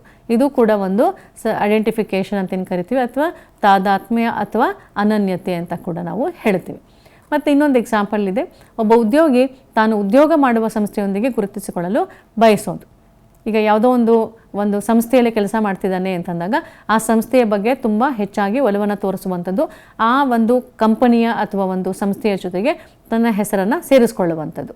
ಸೊ ಇಲ್ಲಿ ಒಬ್ಬ ಕಂಪ್ಯೂಟರ್ ಇಂಜಿನಿಯರ್ ನಾನು ಮೈಕ್ರೋಸಾಫ್ಟ್ ಅಥವಾ ವಿಪ್ರೋ ಕಂಪನಿಯಲ್ಲಿ ಕೆಲಸ ಮಾಡುತ್ತಿದ್ದೇನೆ, ಆ ಪ್ರಸಿದ್ಧಿಯ ಕಂಪನಿಯ ಮೂಲಕ ತನ್ನನ್ನು ತಾನು ಗುರುತಿಸ್ಕೊಳ್ಳುವಂಥದ್ದು. ಯಾವುದೋ ಒಂದು ಕಂಪನಿಯಲ್ಲಿ ಒಂದು ಸಂಸ್ಥೆಯಲ್ಲಿ ಕೆಲಸ ಮಾಡೋದನ್ನು ನಾವು ಅವರ ಹೆಸರು ಜೊತೆ ಯಾವಾಗಲೂ ಸೇರಿಸ್ಕೊಳ್ಳುವಂಥದ್ದು. ಸೊ ಯಾವುದೇ ಒಂದು ಅಡೆತಡೆ ಅಲ್ಲಿ ಉಂಟಾದಾಗ ಅವನು ನೈಜವಾಗಿ ತನ್ನ ಒಂದು ಪ್ರತಿಫಲವನ್ನು ಕಾಣದೇ ಹೋದಾಗ ಅವನೇನು ಮಾಡ್ತಾನೆ, ಇಂಥದ್ದೊಂದಷ್ಟು ಬಿಹೇವಿಯರ್ಸ್ನ ಅವನು ತೋರಿಸ್ತಾ ಹೋಗ್ತಾನೆ. ಸೊ ಇಲ್ಲಿಗೆ ನಾವು ಎಲ್ಲ ಒಂದು ಪ್ರಸಿದ್ಧವಾದಂಥ ಒಂದಷ್ಟು ರಕ್ಷಣಾ ತಂತ್ರಗಳನ್ನು ನೋಡಿದ್ದೀವಿ. ಇಲ್ಲಿಗೆ ನಾವು ಶೈಕ್ಷಣಿಕ ನಿಹಿತಾರ್ಥಗಳ ಬಗ್ಗೆ ಒಂಚೂರು ತಿಳ್ಕೊಳ್ಳೋಣ. ಇಲ್ಲಿ ನಾವು ಯಾವ ರೀತಿಯ ಒಂದು ಸಹಾಯವನ್ನು ಪಡ್ಕೊಳ್ತೇವೆ, ಸೊ ಏನು ಮಾಡಬಹುದು ನಾವು ನಮ್ಮ ಮಕ್ಕಳಿಗೋಸ್ಕರ ಅಂತಂದರೆ, ಈ ಒಂದು ಕಾರ್ಯವಿಧಾನವು ಒಬ್ಬ ವ್ಯಕ್ತಿಯ ಪ್ರಜ್ಞಾಹೀನ ಮತ್ತು ಪ್ರಜ್ಞಾಪೂರ್ವಕ ಪ್ರಕ್ರಿಯೆಯಾಗಿದ್ದು ಇದನ್ನು ನಾವು ಘರ್ಷಣೆಗಳು, ಹತಾಶೆ ಮತ್ತು ಖಿನ್ನತೆಯಿಂದ ತಪ್ಪಿಸಿಕೊಳ್ಳಲು ಅವನು ಅಥವಾ ಅವಳು ಸಮಾಜದಲ್ಲಿ ಹೊಂದಾಣಿಕೆಯನ್ನು ಮಾಡಬಹುದು. ನಾವಿಲ್ಲೇನು ಮಾಡ್ಬೋದು, ಈ ಶೈಕ್ಷಣಿಕ ನಿಹಿತಾರ್ಥಗಳಲ್ಲಿ ಏನು ಮಾತಾಡ್ತಿದ್ದೀವಿ, ಯಾವ ರೀತಿಯ ಒಂದು ಸಹಾಯವನ್ನು ನಾವು ಇದರಿಂದ ಪಡ್ಕೊಳ್ತೇವೆ, ಹೇಗೆ ಇದು ನಮಗೆ ಸಹಾಯ ಮಾಡುತ್ತೆ ಅನ್ನೋದು. ಮೊದಲನೇದಾಗಿ ಅಥವಾ ಬಹಳ ಮುಖ್ಯವಾಗಿ ನಾವು ಇಲ್ಲಿ ಒಂದು ಘರ್ಷಣೆಗಳನ್ನು, ಹತಾಶೆಗಳನ್ನು ಮತ್ತು ಖಿನ್ನತೆಯಿಂದ ತಪ್ಪಿಸ್ಕೊಳ್ಳುವಂಥದ್ದು ನಮ್ಮ ಒಂದು ಗುರಿ. ಯಾವುದೇ ರೀತಿಯಾದಂಥ ಅನುಭವಗಳನ್ನು ಪಡ್ಕೊಂಡಾಗಲೂ ಅಥವಾ ಯಾವುದೇ ರೀತಿಯಾದಂಥ ಚಟುವಟಿಕೆಗಳನ್ನು ಮಾಡಿದಾಗಲೂ ನಾವೇನು ಮಾಡಬೇಕು, ನಮ್ಮ ಮುಖ್ಯ ಗುರಿ ಏನಾಗಿರುತ್ತೆ, ಘರ್ಷಣೆಗಳನ್ನು ಕಡಿಮೆ ಮಾಡಿಕೊಳ್ಳುವಂಥದ್ದು, ಒಂದು ಯಶಸ್ಸನ್ನು ಕಾಣುವಂಥದ್ದು, ಒಂದು ಪೀಸ್ಫುಲ್ ಲೈಫ್ ಅಂತ ಏನು ಕರಿತೀವಿ, ಭಾಳ ಶಾಂತಿದಾಯಕವಾದ ಒಂದು ಜೀವನವನ್ನು ನಡೆಸುವಂಥದ್ದು. ಸೊ ಇಲ್ಲಿ ಈ ಒಂದು ಹಂತದಲ್ಲಿ ಅಥವಾ ಈ ಒಂದು ಪ್ರಕ್ರಿಯೆಯಲ್ಲಿ ನಾವು ಎಲ್ಲ ಸಲನೂ ನಮಗೆ ಜಯವನ್ನು ದೊರಕದೇ ಇರಬಹುದು. ಆದಾಗ ನಮಗೇನಾಗುತ್ತೆ, ಹತಾಶೆಗಳು ಉಂಟಾಗುತ್ತೆ, ಖಿನ್ನತೆಯಿಂದನೂ ಕೂಡ ನಾವು ಸಫರ್ ಮಾಡ್ಬೋದು. ಆಗೇನು ಮಾಡ್ತೀವಿ, ಈ ಒಂದು ಹೊಂದಾಣಿಕೆಯ ಒಂದು ರಕ್ಷಣಾ ತಂತ್ರಗಳನ್ನು ಉಪಯೋಗಿಸ್ಕೊಳ್ಬಹುದು. ನಾವೇನು ಮಾಡ್ತೀವಿ, ಈ ಒಂದಷ್ಟು ತಂತ್ರಗಳೇನಿದೆ, ರಕ್ಷಣಾ ತಂತ್ರಗಳ ಮೂಲಕ ನಾವು ಈ ಒಂದು ಪೀಸ್ಫುಲ್ ಲೈಫ್ ಅಂತ ಏನು ಕರಿತೀವಿ, ಶಾಂತಿದಾಯಕವಾದ ಒಂದು ವ್ಯವಸ್ಥೆಯನ್ನು ಕಾಣಬಹುದಾಗಿದೆ. ಹಾಗಾಗಿ ನಮಗೆ ಈ ಒಂದು ರಕ್ಷಣಾ ತಂತ್ರಗಳು ಬೇಕಾಗತ್ತೆ. ಮತ್ತು ಮುಂದುವರಿದು ಈ ಒಂದು ಆತಂಕವು ಮಾನಸಿಕ ಆರೋಗ್ಯಕ್ಕೆ ಅಪಾಯವನ್ನುಂಟು ಮಾಡುತ್ತದೆ. ಯಾವಾಗಲೂ ನಮ್ಮ ಜೀವನದಲ್ಲಿ ಸುಖ ಸಂತೋಷಗಳು ಹೇಗಿರುತ್ತೋ ಹಾಗೆ ಆತಂಕವೂ ಕೂಡ ಇರುತ್ತದೆ, ಒಂದಷ್ಟು ಒತ್ತಡ ಕೂಡ ಇರ್ತದೆ, ಖಿನ್ನತೆಯನ್ನು ಕೂಡ ನಾವು ಕಾಣ್ತೀವಿ. ಇಂಥದ್ದೆಲ್ಲ ಒಂದಷ್ಟು ಋಣಾತ್ಮಕವಾಗಿ ಮತ್ತು ಧನಾತ್ಮಕವಾಗಿ ಇರುವಂಥ ಒಂದಷ್ಟು ಕ್ವಾಲಿಟೀಸ್ ನಮ್ಮಲ್ಲಿರ್ತವೆ. ಇಂಥದ್ದೊಂದಷ್ಟು ಬಿಹೇವಿಯರ್ಸ್ನ ನಾವು ಕಾಣ್ತಾ ಇರ್ತೀವಿ. ಸೊ ಈ ವಿವಿಧ ರಕ್ಷಣಾ ಕಾರ್ಯವಿಧಾನಗಳು ಏನು ಮಾಡ್ತವೆ ಅಂತಂದರೆ, ಇವುಗಳನ್ನು ಬಳಸಿಕೊಂಡು ಅಹಂಕಾರವು ಪ್ರಚೋದನೆಗಳನ್ನು ನಿರ್ಬಂಧಿಸುವ ಅಥವಾ ಅವುಗಳನ್ನು ಹೆಚ್ಚು ಸ್ವೀಕಾರಾರ್ಹ ಮತ್ತು ಕಡಿಮೆ ಬೆದರಿಕೆ ರೂಪಗಳಾಗಿ ನಾವು ಬದುಕಲು ಸಾಧ್ಯವಿಲ್ಲ ಅಂಥೇಳಿ ಅಂದ್ಕೊಂಡವರು ಅದಕ್ಕೊಂದಷ್ಟು ಕಂಫರ್ಟ್ ಝೋನ್ನ ಕಾಣಬಹುದು. ಸೊ ಇಲ್ಲಿ ಕೂಡ ನಾವು ಈ ಒಂದು ರಕ್ಷಣಾ ತಂತ್ರಗಳನ್ನು ಉಪಯೋಗಿಸ್ಕೊಂಡು ನಾವು ನಮ್ಮ ಶಾಂತಿದಾಯಕವಾದ ಜೀವನವನ್ನು ನಡೆಸಬಹುದು ಅಂತ ಹೇಳ್ಬೋದು. ಮತ್ತು ಇದನ್ನೆಲ್ಲ ನಾವು ಕಲ್ತ್ಕೊಂಡಾಯಿತು. ನಾವೀಗ ಏನು ಕಲ್ತಿದ್ದೀವಿ, ರಕ್ಷಣಾ ತಂತ್ರಗಳು ಅಂದರೆ ಏನು, ಮತ್ತು ರಕ್ಷಣಾ ತಂತ್ರಗಳ ವಿಧಗಳು ಯಾವ್ಯಾವುದು, ಮತ್ತು ರಕ್ಷಣಾ ತಂತ್ರಗಳನ್ನು ನಾವು ಹೇಗೆ ಉಪಯೋಗಿಸ್ಕೋಬಹುದು. ನಾವೀಗಾಗಲೇ ನೋಡಿದ್ದೀವಿ, ಋಣಾತ್ಮಕವಾದ ಮತ್ತು ಧನಾತ್ಮಕವಾದ ರಕ್ಷಣಾ ತಂತ್ರಗಳಿದ್ದಾವೆ. ಅಲ್ಲಿ ನಾವು ಒಂದು ಯಶಸ್ಸನ್ನು ಕಾಣಬಹುದು, ಸ್ವಲ್ಪ ಮಟ್ಟಿಗೆ ನಮಗೆ ಬೇಕಾದಷ್ಟು ಒಂದಷ್ಟು ಕಂಫರ್ಟಬಲ್ ಝೋನ್ ಅಂತ ಏನು ಕರಿತೀವಿ ಅದನ್ನು ನಾವು ಪಡ್ಕೋಬಹುದು. ಸೊ ಕೊನೆಯದಾಗಿ ನಾನು ನನ್ನ ಉಪಸಂಹಾರವನ್ನು ಹೇಳೋಕ್ಕೆ ಇಷ್ಟಪಡ್ತೀನಿ. ಈ ಎಲ್ಲ ರಕ್ಷಣಾ ತಂತ್ರಗಳು ದಿನನಿತ್ಯ ಜೀವನದಲ್ಲಿ ಒಂದಲ್ಲ ಒಂದು ಸಂದರ್ಭದಲ್ಲಿ ಬಳಕೆ ಆಗ್ತಾನೆ ಇರ್ತವೆ. ನಾವು ಪ್ರತಿದಿನವೂ ಪ್ರತಿ ಕ್ಷಣದಲ್ಲೂ ಕೂಡ ಈ ಒಂದು ರಕ್ಷಣಾ ತಂತ್ರಗಳನ್ನು ಬಳಸ್ತಾ ಹೋಗ್ತೇವೆ. ಏಕೆಂದರೆ ನಮ್ಮ ಮೇನ್ ಇಂಟೆನ್ಷನ್ ಏನಾಗಿರುತ್ತೆ, ಮುಖ್ಯವಾದ ನಮ್ಮ ಉದ್ದೇಶಗಳೇನಾಗಿರ್ತವೆ, ಯಾವುದೇ ರೀತಿಯಾದಂಥ ಈ ನೆಗೆಟಿವ್ ಅಥವಾ ಋಣಾತ್ಮಕ ಭಾವನೆಗಳು ಇರಬಾರ್ದು, ಅಡೆತಡೆಗಳಿರಬಾರ್ದು, ಒಂದಷ್ಟು ಒತ್ತಡಗಳನ್ನು ಕಡಿಮೆ ಮಾಡ್ಕೋಬೇಕು, ಖಿನ್ನತೆಯನ್ನು ಕಡಿಮೆ ಮಾಡ್ಕೋಬೇಕು, ಅಥವಾ ಸ್ಟ್ರೆಸ್ ಅಂತ ಏನು ಹೇಳ್ತೀವಿ ಅದನ್ನೆಲ್ಲ ಕಡಿಮೆ ಮಾಡ್ಕೋಬೇಕು. ಇದನ್ನೆಲ್ಲ ಹೇಗೆ ಕಡಿಮೆ ಮಾಡ್ಕೊಳ್ಳೋವಂಥದ್ದು ಅಂತಂದರೆ ಈ ರಕ್ಷಣಾ ತಂತ್ರಗಳ ಮೂಲಕ. ಸೊ ಅನೇಕ ಸಲ ಒಂದಕ್ಕಿಂತ ಹೆಚ್ಚು ತಂತ್ರಗಳನ್ನು ಕೂಡ ನಾವು ಬಳಕೆ ಮಾಡ್ತಾ ಇರ್ತೀವಿ. ಇವುಗಳನ್ನು ಸೀಮಿತವಾಗಿ ಬಳಸಿಕೊಂಡಲ್ಲಿ ಉದ್ವೇಗಗಳನ್ನು ನಿವಾರಿಸಿಕೊಳ್ಳಲು, ಮಾನಸಿಕ ಒತ್ತಡಗಳನ್ನು ಕಡಿಮೆ ಮಾಡಿಕೊಳ್ಳಲು ಮತ್ತು ಆತ್ಮಾಭಿಮಾನವನ್ನು ಹೆಚ್ಚಿಸಿಕೊಳ್ಳಲು ನೆರವಾಗ್ತವೆ. ಸೊ ಇದನ್ನು ಕೂಡ ನಾವು ಎಜುಕೇಷನ್ ಇಂಪ್ಲಿಕೇಶನ್ಸ್ ಅಥವಾ ಶೈಕ್ಷಣಿಕ ಹಿತಾರ್ಥದಲ್ಲಿ ಕೂಡ ಸೇರಿಸ್ಕೋಬೋದು. ಯಾಕಪ್ಪ ನಾವು ಈ ರಕ್ಷಣಾ ತಂತ್ರಗಳನ್ನು ಉಪಯೋಗಿಸ್ಕೊಳ್ತೀವಿ ಅಂತಂದರೆ ನಮ್ಮ ಉದ್ವೇಗಗಳನ್ನು ಕಡಿಮೆ ಮಾಡ್ಕೋಬೇಕಾಗತ್ತೆ, ಅದನ್ನು ನಿವಾರಣೆ ಮಾಡ್ಕೋಬೇಕಾಗತ್ತೆ, ಮತ್ತು ಮಾನಸಿಕವಾದ ಒತ್ತಡಗಳನ್ನು ಕಡಿಮೆ ಮಾಡಿಕೊಂಡು ನಾವು ಶಾಂತಿದಾಯಕವಾದ ಒಂದು ಜೀವನವನ್ನು ನಡೆಸಬೇಕಾಗತ್ತೆ, ಮತ್ತು ನಮ್ಮ ಆತ್ಮಾಭಿಮಾನವನ್ನು ಹೆಚ್ಚಿಸ್ಕೋಬೇಕಾಗತ್ತೆ. ಹಾಗಾಗಿ ನಾವು ಈ ರಕ್ಷಣಾ ತಂತ್ರಗಳ ಮೊರೆ ಹೋಗ್ತೀವಿ. ಸೊ ರಕ್ಷಣಾ ತಂತ್ರಗಳು ನಮ್ಮ ಒಂದು ಜೀವನದ ಭಾಗವಾಗಿ ಆಗ್ತವೆ. ಆದರೆ ನಾವು ಯಾವಾಗಲೂ ಅದಕ್ಕೆ ತುಂಬ ಹಾಬಿಯಾಗಿ ಮಾಡ್ಕೋಬಾರ್ದು. ಅದಕ್ಕೆ ಪ್ರತಿ ಸಲವೂ ಅದಕ್ಕೆ ನಾವು ಗುಲಾಮರಾಗಿರಬಾರ್ದು. ನಾವು ಎಲ್ಲಿ ಬೇಕೋ ಅಲ್ಲಿ ಕೂಡ ಇದನ್ನು ಉಪಯೋಗಿಸ್ಕೋಬೇಕಾಗತ್ತೆ. ಹೀಗೆ ನಾವು ದಮನ ಇರ್ಬೋದು, ಅಥವಾ ತಾದಾತ್ಮ್ಯ ಇರ್ಬೋದು, ಅಥವಾ ಇನ್ನೊಂದಷ್ಟು ಐಡೆಂಟಿಫಿಕೇಷನ್ ಅಂತ ಏನು ಕರಿತೀವಿ, ಅಥವಾ ತರ್ಕಸಮ್ಮತವಾಗಿಸಬೇಕೆ ಅಂತ ಹೇಳ್ತೀವಿ. ಇಂಥದ್ದೆಲ್ಲ ಒಂದಷ್ಟು ರಕ್ಷಣಾ ತಂತ್ರಗಳನ್ನು ಬಳಸ್ಕೊಂಡು ನಾವು ಯಶಸ್ವಿ ವ್ಯಕ್ತಿಗಳಾಗಿ ನಾವು ಮುಂದುವರಿಬಹುದು. ಆದರೆ ಅದನ್ನು ನಾವು ಹೆಚ್ಚಾಗಿ ಬಳಸಬಾರ್ದು. ಹೆಚ್ಚಾಗಿ ಬಳಸಿದಾಗ ನಾವೇನಾಗುತ್ತೆ, ನಮ್ಮ ನೈಜವಾದ ಒಂದಷ್ಟು ಏನು ಕ್ವಾಲಿಟೀಸ್ ಇದ್ದಾವೆ, ಆ ಕ್ವಾಲಿಟೀಸ್ನ ನಾವು ಮರೆತು ಹೋಗ್ಬಿಡ್ತೀವಿ. ಆಮೇಲೆ ಅದನ್ನು ನಾವು ಯಾವಾಗಲೂ ಈ ಒಂದು ರಕ್ಷಣಾ ತಂತ್ರಗಳನ್ನು ಮೊರೆ ಹೋಗೋದ್ರಲ್ಲೇ ನಮ್ಮ ಜೀವನವನ್ನು ಸಾಗಿಸ್ಬೇಕಾಗತ್ತೆ. ಅದು ಒಳ್ಳೆಯದಲ್ಲ ಅಂತ ಕೂಡ ಹೇಳ್ತೀವಿ. ಮತ್ತು ಇದು ಒಳ್ಳೆಯ ವ್ಯಕ್ತಿಗಳ ಸಾಮಾಜಿಕ ಸಂಪರ್ಕ ಗಳಿಸಲು ಮತ್ತು ಗುಂಪಿನ ಬಗ್ಗೆ ಉತ್ತಮ ಭಾವನೆಗಳನ್ನು ಬೆಳೆಸಿಕೊಳ್ಳಲು ಸಹಾಯವಾಗುತ್ತೆ. ಒಂದು ಒಳ್ಳೆಯ ಸಮಾಜ, ನಾವು ಯಾವಾಗಲೂ ನಾವೇನು ಅಂದ್ಕೊಳ್ತೀವಿ, ನಮ್ಮ ಉದ್ದೇಶ ಏನಾಗಿರಬೇಕು ಅಂತಂದರೆ ಒಳ್ಳೆಯ ವ್ಯಕ್ತಿಗಳ ಜೊತೆ ಸಮಾಜದಲ್ಲಿ ಒಂದು ಸಂಪರ್ಕವನ್ನು ಗಳಿಸಬೇಕಾಗತ್ತೆ. ಅದನ್ನು ಗಳಿಸಬೇಕು ಅಂತ ಹೇಳಿ ನಾವು ನಮ್ಮ ಉದ್ದೇಶ ಆಗಿರ್ತದೆ. ಮತ್ತು ಒಳ್ಳೆಯ ಒಂದು ಗುಂಪಿನ ಬಗ್ಗೆ ಉತ್ತಮ ಭಾವನೆಯನ್ನು ಬೆಳೆಸಿಕೊಳ್ಳಲು ಕೂಡ ಇದು ಸಹಾಯವಾಗುತ್ತೆ. ಸೊ ನಾವು ಮನುಷ್ಯರು, ನಾವು ಹ್ಯೂಮನ್ ಬೀಯಿಂಗ್ಸ್ ಅಂತ ಏನು ಕರಿತೀವಿ, ನಮ್ಮ ಬಗ್ಗೆ ನಾವು ಯಾವಾಗಲೂ ಒಳ್ಳೆಯ ಒಂದು ಭಾವನೆಯನ್ನು ಬೆಳೆಸ್ಕೋಬೇಕಾಗತ್ತೆ. ಸೆಲ್ಫ್ ಕಾನ್ಫಿಡೆನ್ಸ್ ಅಂತ ಏನು ಕರಿತೀವಿ, ಇದನ್ನು ಕೂಡ ಬೆಳೆಸ್ಕೋಬೇಕಾಗತ್ತೆ. ನಮ್ಮ ಬಗ್ಗೆ ನಮಗೆ ಒಳ್ಳೆಯ ಭಾವನೆಯನ್ನು ಬೆಳೆಸ್ಕೋಬೇಕಾಗತ್ತೆ. ಹಾಗಾಗಿ ಈ ರಕ್ಷಣಾ ತಂತ್ರಗಳು ಈ ಒಂದು ನಿಟ್ಟಿನಲ್ಲಿ ಕೆಲಸ ಮಾಡ್ತವೆ. ಸೊ ಇದನ್ನು ಅತಿಯಾಗಿ ನಾವು ಬಳಸಬಾರ್ದು, ಹಾನಿ ಉಂಟಾಗ್ತದೆ. ಎಷ್ಟು ಬೇಕೋ ಅಷ್ಟನ್ನು ಮಾತ್ರ ಉಪಯೋಗಿಸ್ಕೊಂಡ್ರೆ, ನಾನೀಗಾಗಲೇ ಹೇಳಿದ್ದೀನಿ, ಅತಿಯಾಗಿ ಯಾವುದನ್ನು ಉಪಯೋಗಿಸಿದ್ರೂ ಕೂಡ ಅದನ್ನು ವಿಷ ಸಮಾನ ಅಂತ ಕರಿತೀವಿ. ಹಾಗಾಗಿ ಎಷ್ಟು ಬೇಕೋ ಅಷ್ಟನ್ನು ಮಾತ್ರ ನಾವು ಉಪಯೋಗಿಸ್ಕೊಂಡ್ರೆ ಖಂಡಿತವಾಗಿಯೂ ನಾವು ನಮ್ಮ ಜೀವನದಲ್ಲಿ ಒಂದು ಶಾಂತಿಯನ್ನು ಕಾಣ್ತೀವಿ, ನೆಮ್ಮದಿಯನ್ನು ಕಾಣ್ತೀವಿ. ಯಾವುದೇ ರೀತಿಯಾದಂಥ ಒಂದು ಸ್ಟ್ರೆಸ್ ಅಂತ ಏನು ಕರಿತೀವಿ, ಅಥವಾ ಪ್ರೆಷರ್ ಅಂತ ಏನು ಕರಿತೀವಿ, ಒತ್ತಡಗಳಿರೋದಿಲ್ಲ. ಮತ್ತು ಕಾನ್ಫ್ಲಿಕ್ಟ್ಸ್ ಅಥವಾ ಘರ್ಷಣೆಗಳು ಅಂತ ಏನು ಕರಿತೀವಿ, ಅಂಥದ್ದೇನು ನಮಗೆ ಸಮಸ್ಯೆಗಳು ಇರಲ್ಲ. ಸೊ ಹಾಗಾಗಿ ಅವು ಸಮಸ್ಯೆಗಳನ್ನು ಕೇವಲ ತಾತ್ಕಾಲಿಕವಾಗಿ ಮರೆಮಾಡುತ್ತವೆ.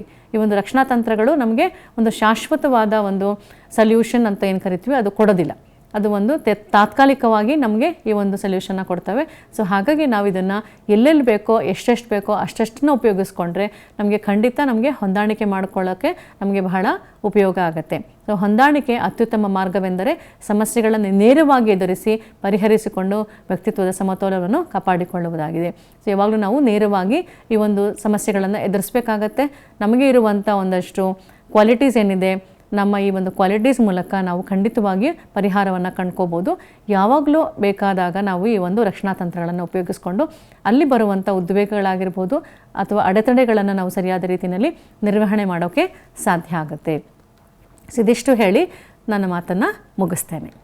ಹಾಗಾಗಿ ನಾವು ಈ ದಿನ ಈ ಒಂದು ಸೆಷನ್ ಮೂಲಕ ಏನು ಕಲ್ತ್ಕೊಂಡಿದ್ವಿ ಅಂತಂದರೆ, ಸಮಾಯೋಜನೆ ಅಂದ್ರೇನು, ಈ ಸಮಾಯೋಜನೆಯಿಂದ ನಾವು ಬಹಳ ಮುಖ್ಯವಾದ ಒಂದಷ್ಟು ಅಂಶಗಳನ್ನು ನಮ್ಮ ಜೀವನದಲ್ಲಿ ಈಡೇರಿಸ್ಕೊಳ್ತೇವೆ. ಸಮಾಯೋಜನೆ ಬಹಳ ಮುಖ್ಯ ಆಗುತ್ತೆ. ಇದನ್ನು ನಾವು ಹೋಮಿಯೋಸ್ಟಾಸಿಸ್ ಅಥವಾ ಒಂದು ಸಮತೋಲನವನ್ನು ಕಾಪಾಡಿಕೊಳ್ಳುವಂಥದ್ದು ಕೂಡ ನಮ್ಮ ಜೀವನದಲ್ಲಿ ಬಹಳ ಅತಿ ಮುಖ್ಯವಾಗುತ್ತೆ.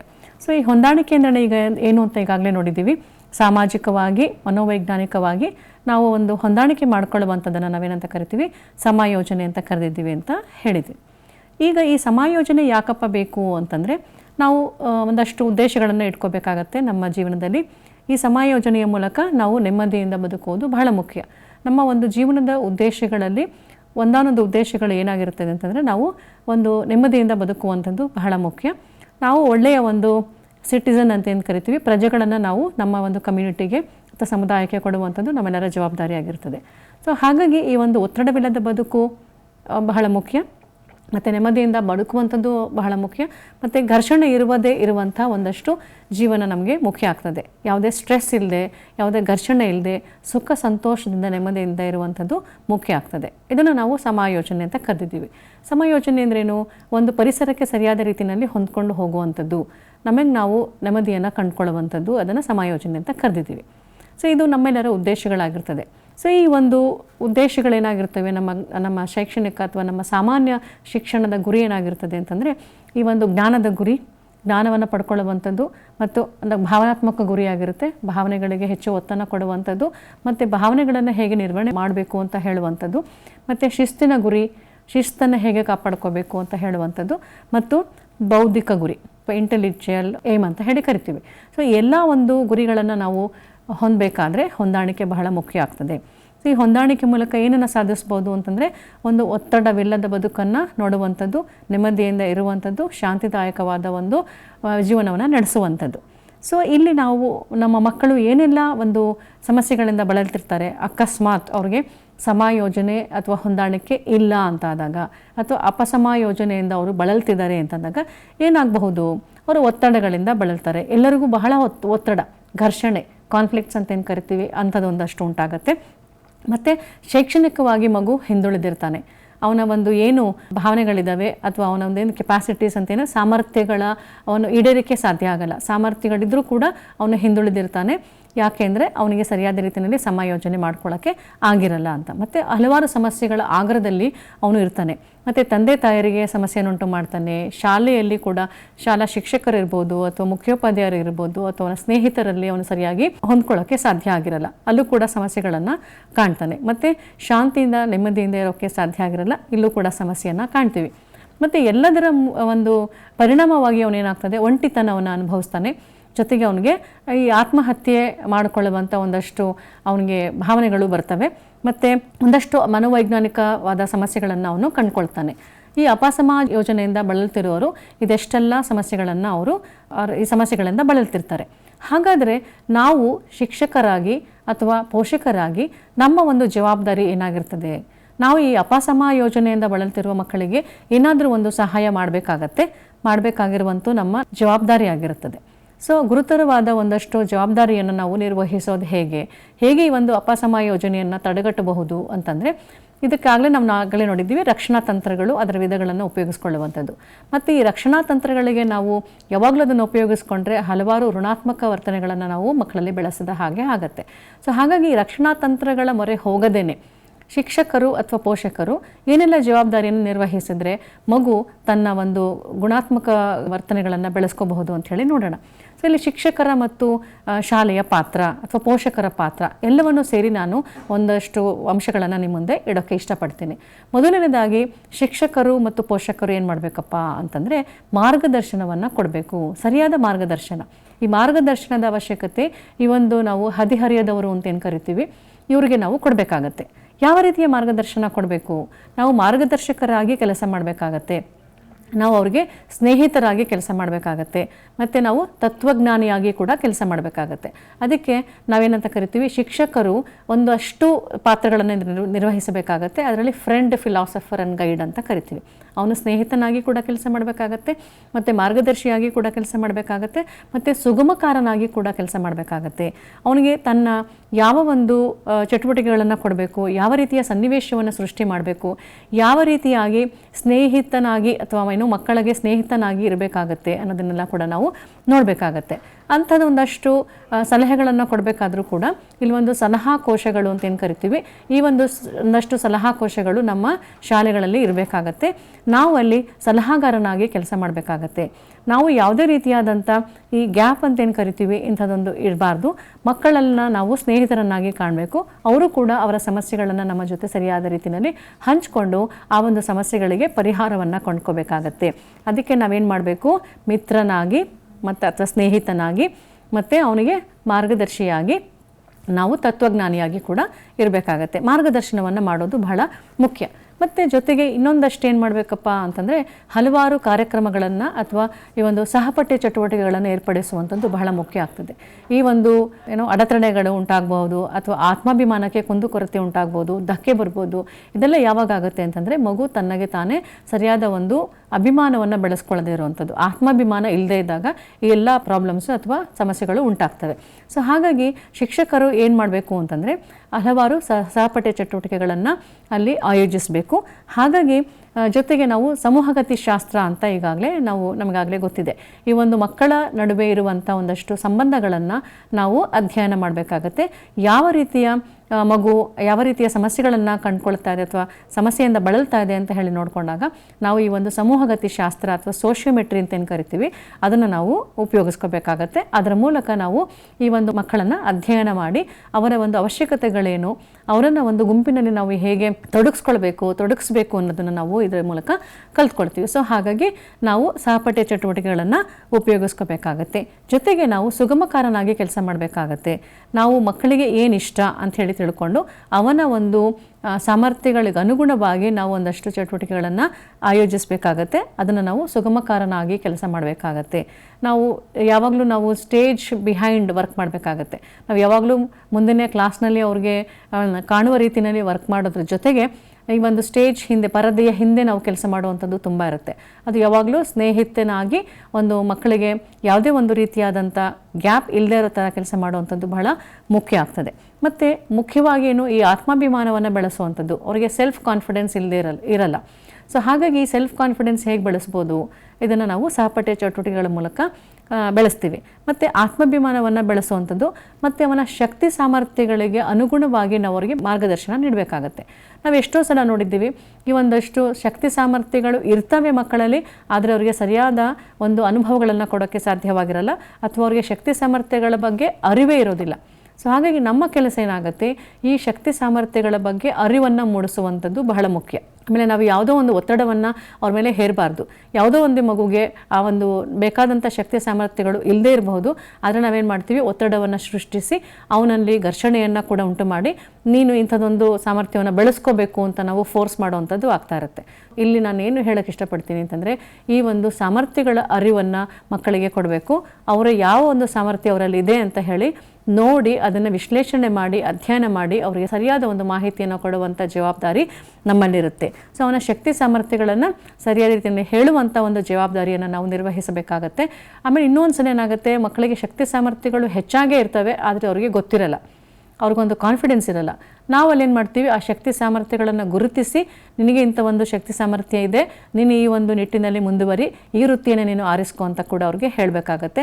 ಆಗ ಇಂಥ ಒಂದು ಹಲವಾರು ಕಾರ್ಯಕ್ರಮಗಳ ಮೂಲಕ ನಾವೇನು ಮಾಡ್ಬೋದು, ಅವರಿಗೆ ಒಂದು ಕಾನ್ಫಿಡೆನ್ಸ್ ಲೆವೆಲ್ನ ಹೆಚ್ಚು ಮಾಡ್ಬೋದು. ಹಾಗಾಗಿ ಅವನೇನು ಮಾಡ್ತಾನೆ, ಇಂಥದ್ದೊಂದು ಆತ್ಮಾಭಿಮಾನದ ಧಕ್ಕೆಯನ್ನು ಅವನು ತಂದುಕೊಳ್ಳೋದಿಲ್ಲ, ಆಮೇಲೆ ಯಾವುದೇ ಒಂದು ಘರ್ಷಣೆಗೆ ಅವಕಾಶ ಮಾಡಿಕೊಡೋದಿಲ್ಲ, ಮತ್ತು ಯಾವುದೇ ಒಂದು ಸ್ಟ್ರೆಸ್ ಅವನಲ್ಲಿ ಆಗೋದಿಲ್ಲ. ಸೊ ಇದೆಲ್ಲ ನಾವು ತಡೆಗಟ್ಟಿದ್ರೆ ಖಂಡಿತ ಆ ಮಗು ಒಂದು ನಮ್ಮ ದೇಶದ ಪ್ರಜೆಯಾಗಿ ಅವನು ಹೊರಹೊಮ್ತಾನೆ. ಇದು ನಮ್ಮ ಎಲ್ಲರ ಜವಾಬ್ದಾರಿಯಾಗಿರುತ್ತೆ. ಇದನ್ನು ನಾವು ಒಂದು ನಮ್ಮ ಅಲ್ಟಿಮೇಟ್ ಏಮ್ ಆಫ್ ಎಜುಕೇಷನ್ ಅಂತ ಕರಿತೀವಿ. ಆರೋಗ್ಯಕರ ಮಕ್ಕಳನ್ನು ನಾವು ನಮ್ಮ ದೇಶಕ್ಕೆ ಕೊಡುಗೆಯಾಗಿ ಕೊಟ್ಟರೆ ಅದೇ ನಾವು ಮಾಡುವಂಥ ಒಂದು ದೊಡ್ಡ ಜವಾಬ್ದಾರಿ. ಸೊ ಈ ಒಂದು ಸೆಷನ್ ಮೂಲಕ ನಾನೇನು ಹೇಳ್ತೀನಿ ಅಂತಂದರೆ, ನಮ್ಮ ಗುರುತರವಾದ ಜವಾಬ್ದಾರಿ ಏನಾಗಿರುತ್ತೆ, ಮಕ್ಕಳಲ್ಲಿ ಒಂದು ನೆಮ್ಮದಿಯಾದ ಬದುಕಲು ನಾವು ಅವಕಾಶ ಮಾಡಿಕೊಡ್ಬೇಕು. ಅದಕ್ಕೆ ಬೇಕಾದಂಥ ಪರಿಸರವನ್ನು ನಾವು ಗುರುತಿಸಿ ಅವನಿಗದನ್ನು ಕೊಡಬೇಕು. ಹಾಗಾಗಿ ನಾವು ಅದನ್ನು ಫೆಸಿಲಿಟೇಟರ್ ಅಂತ ಕರಿತೀವಿ.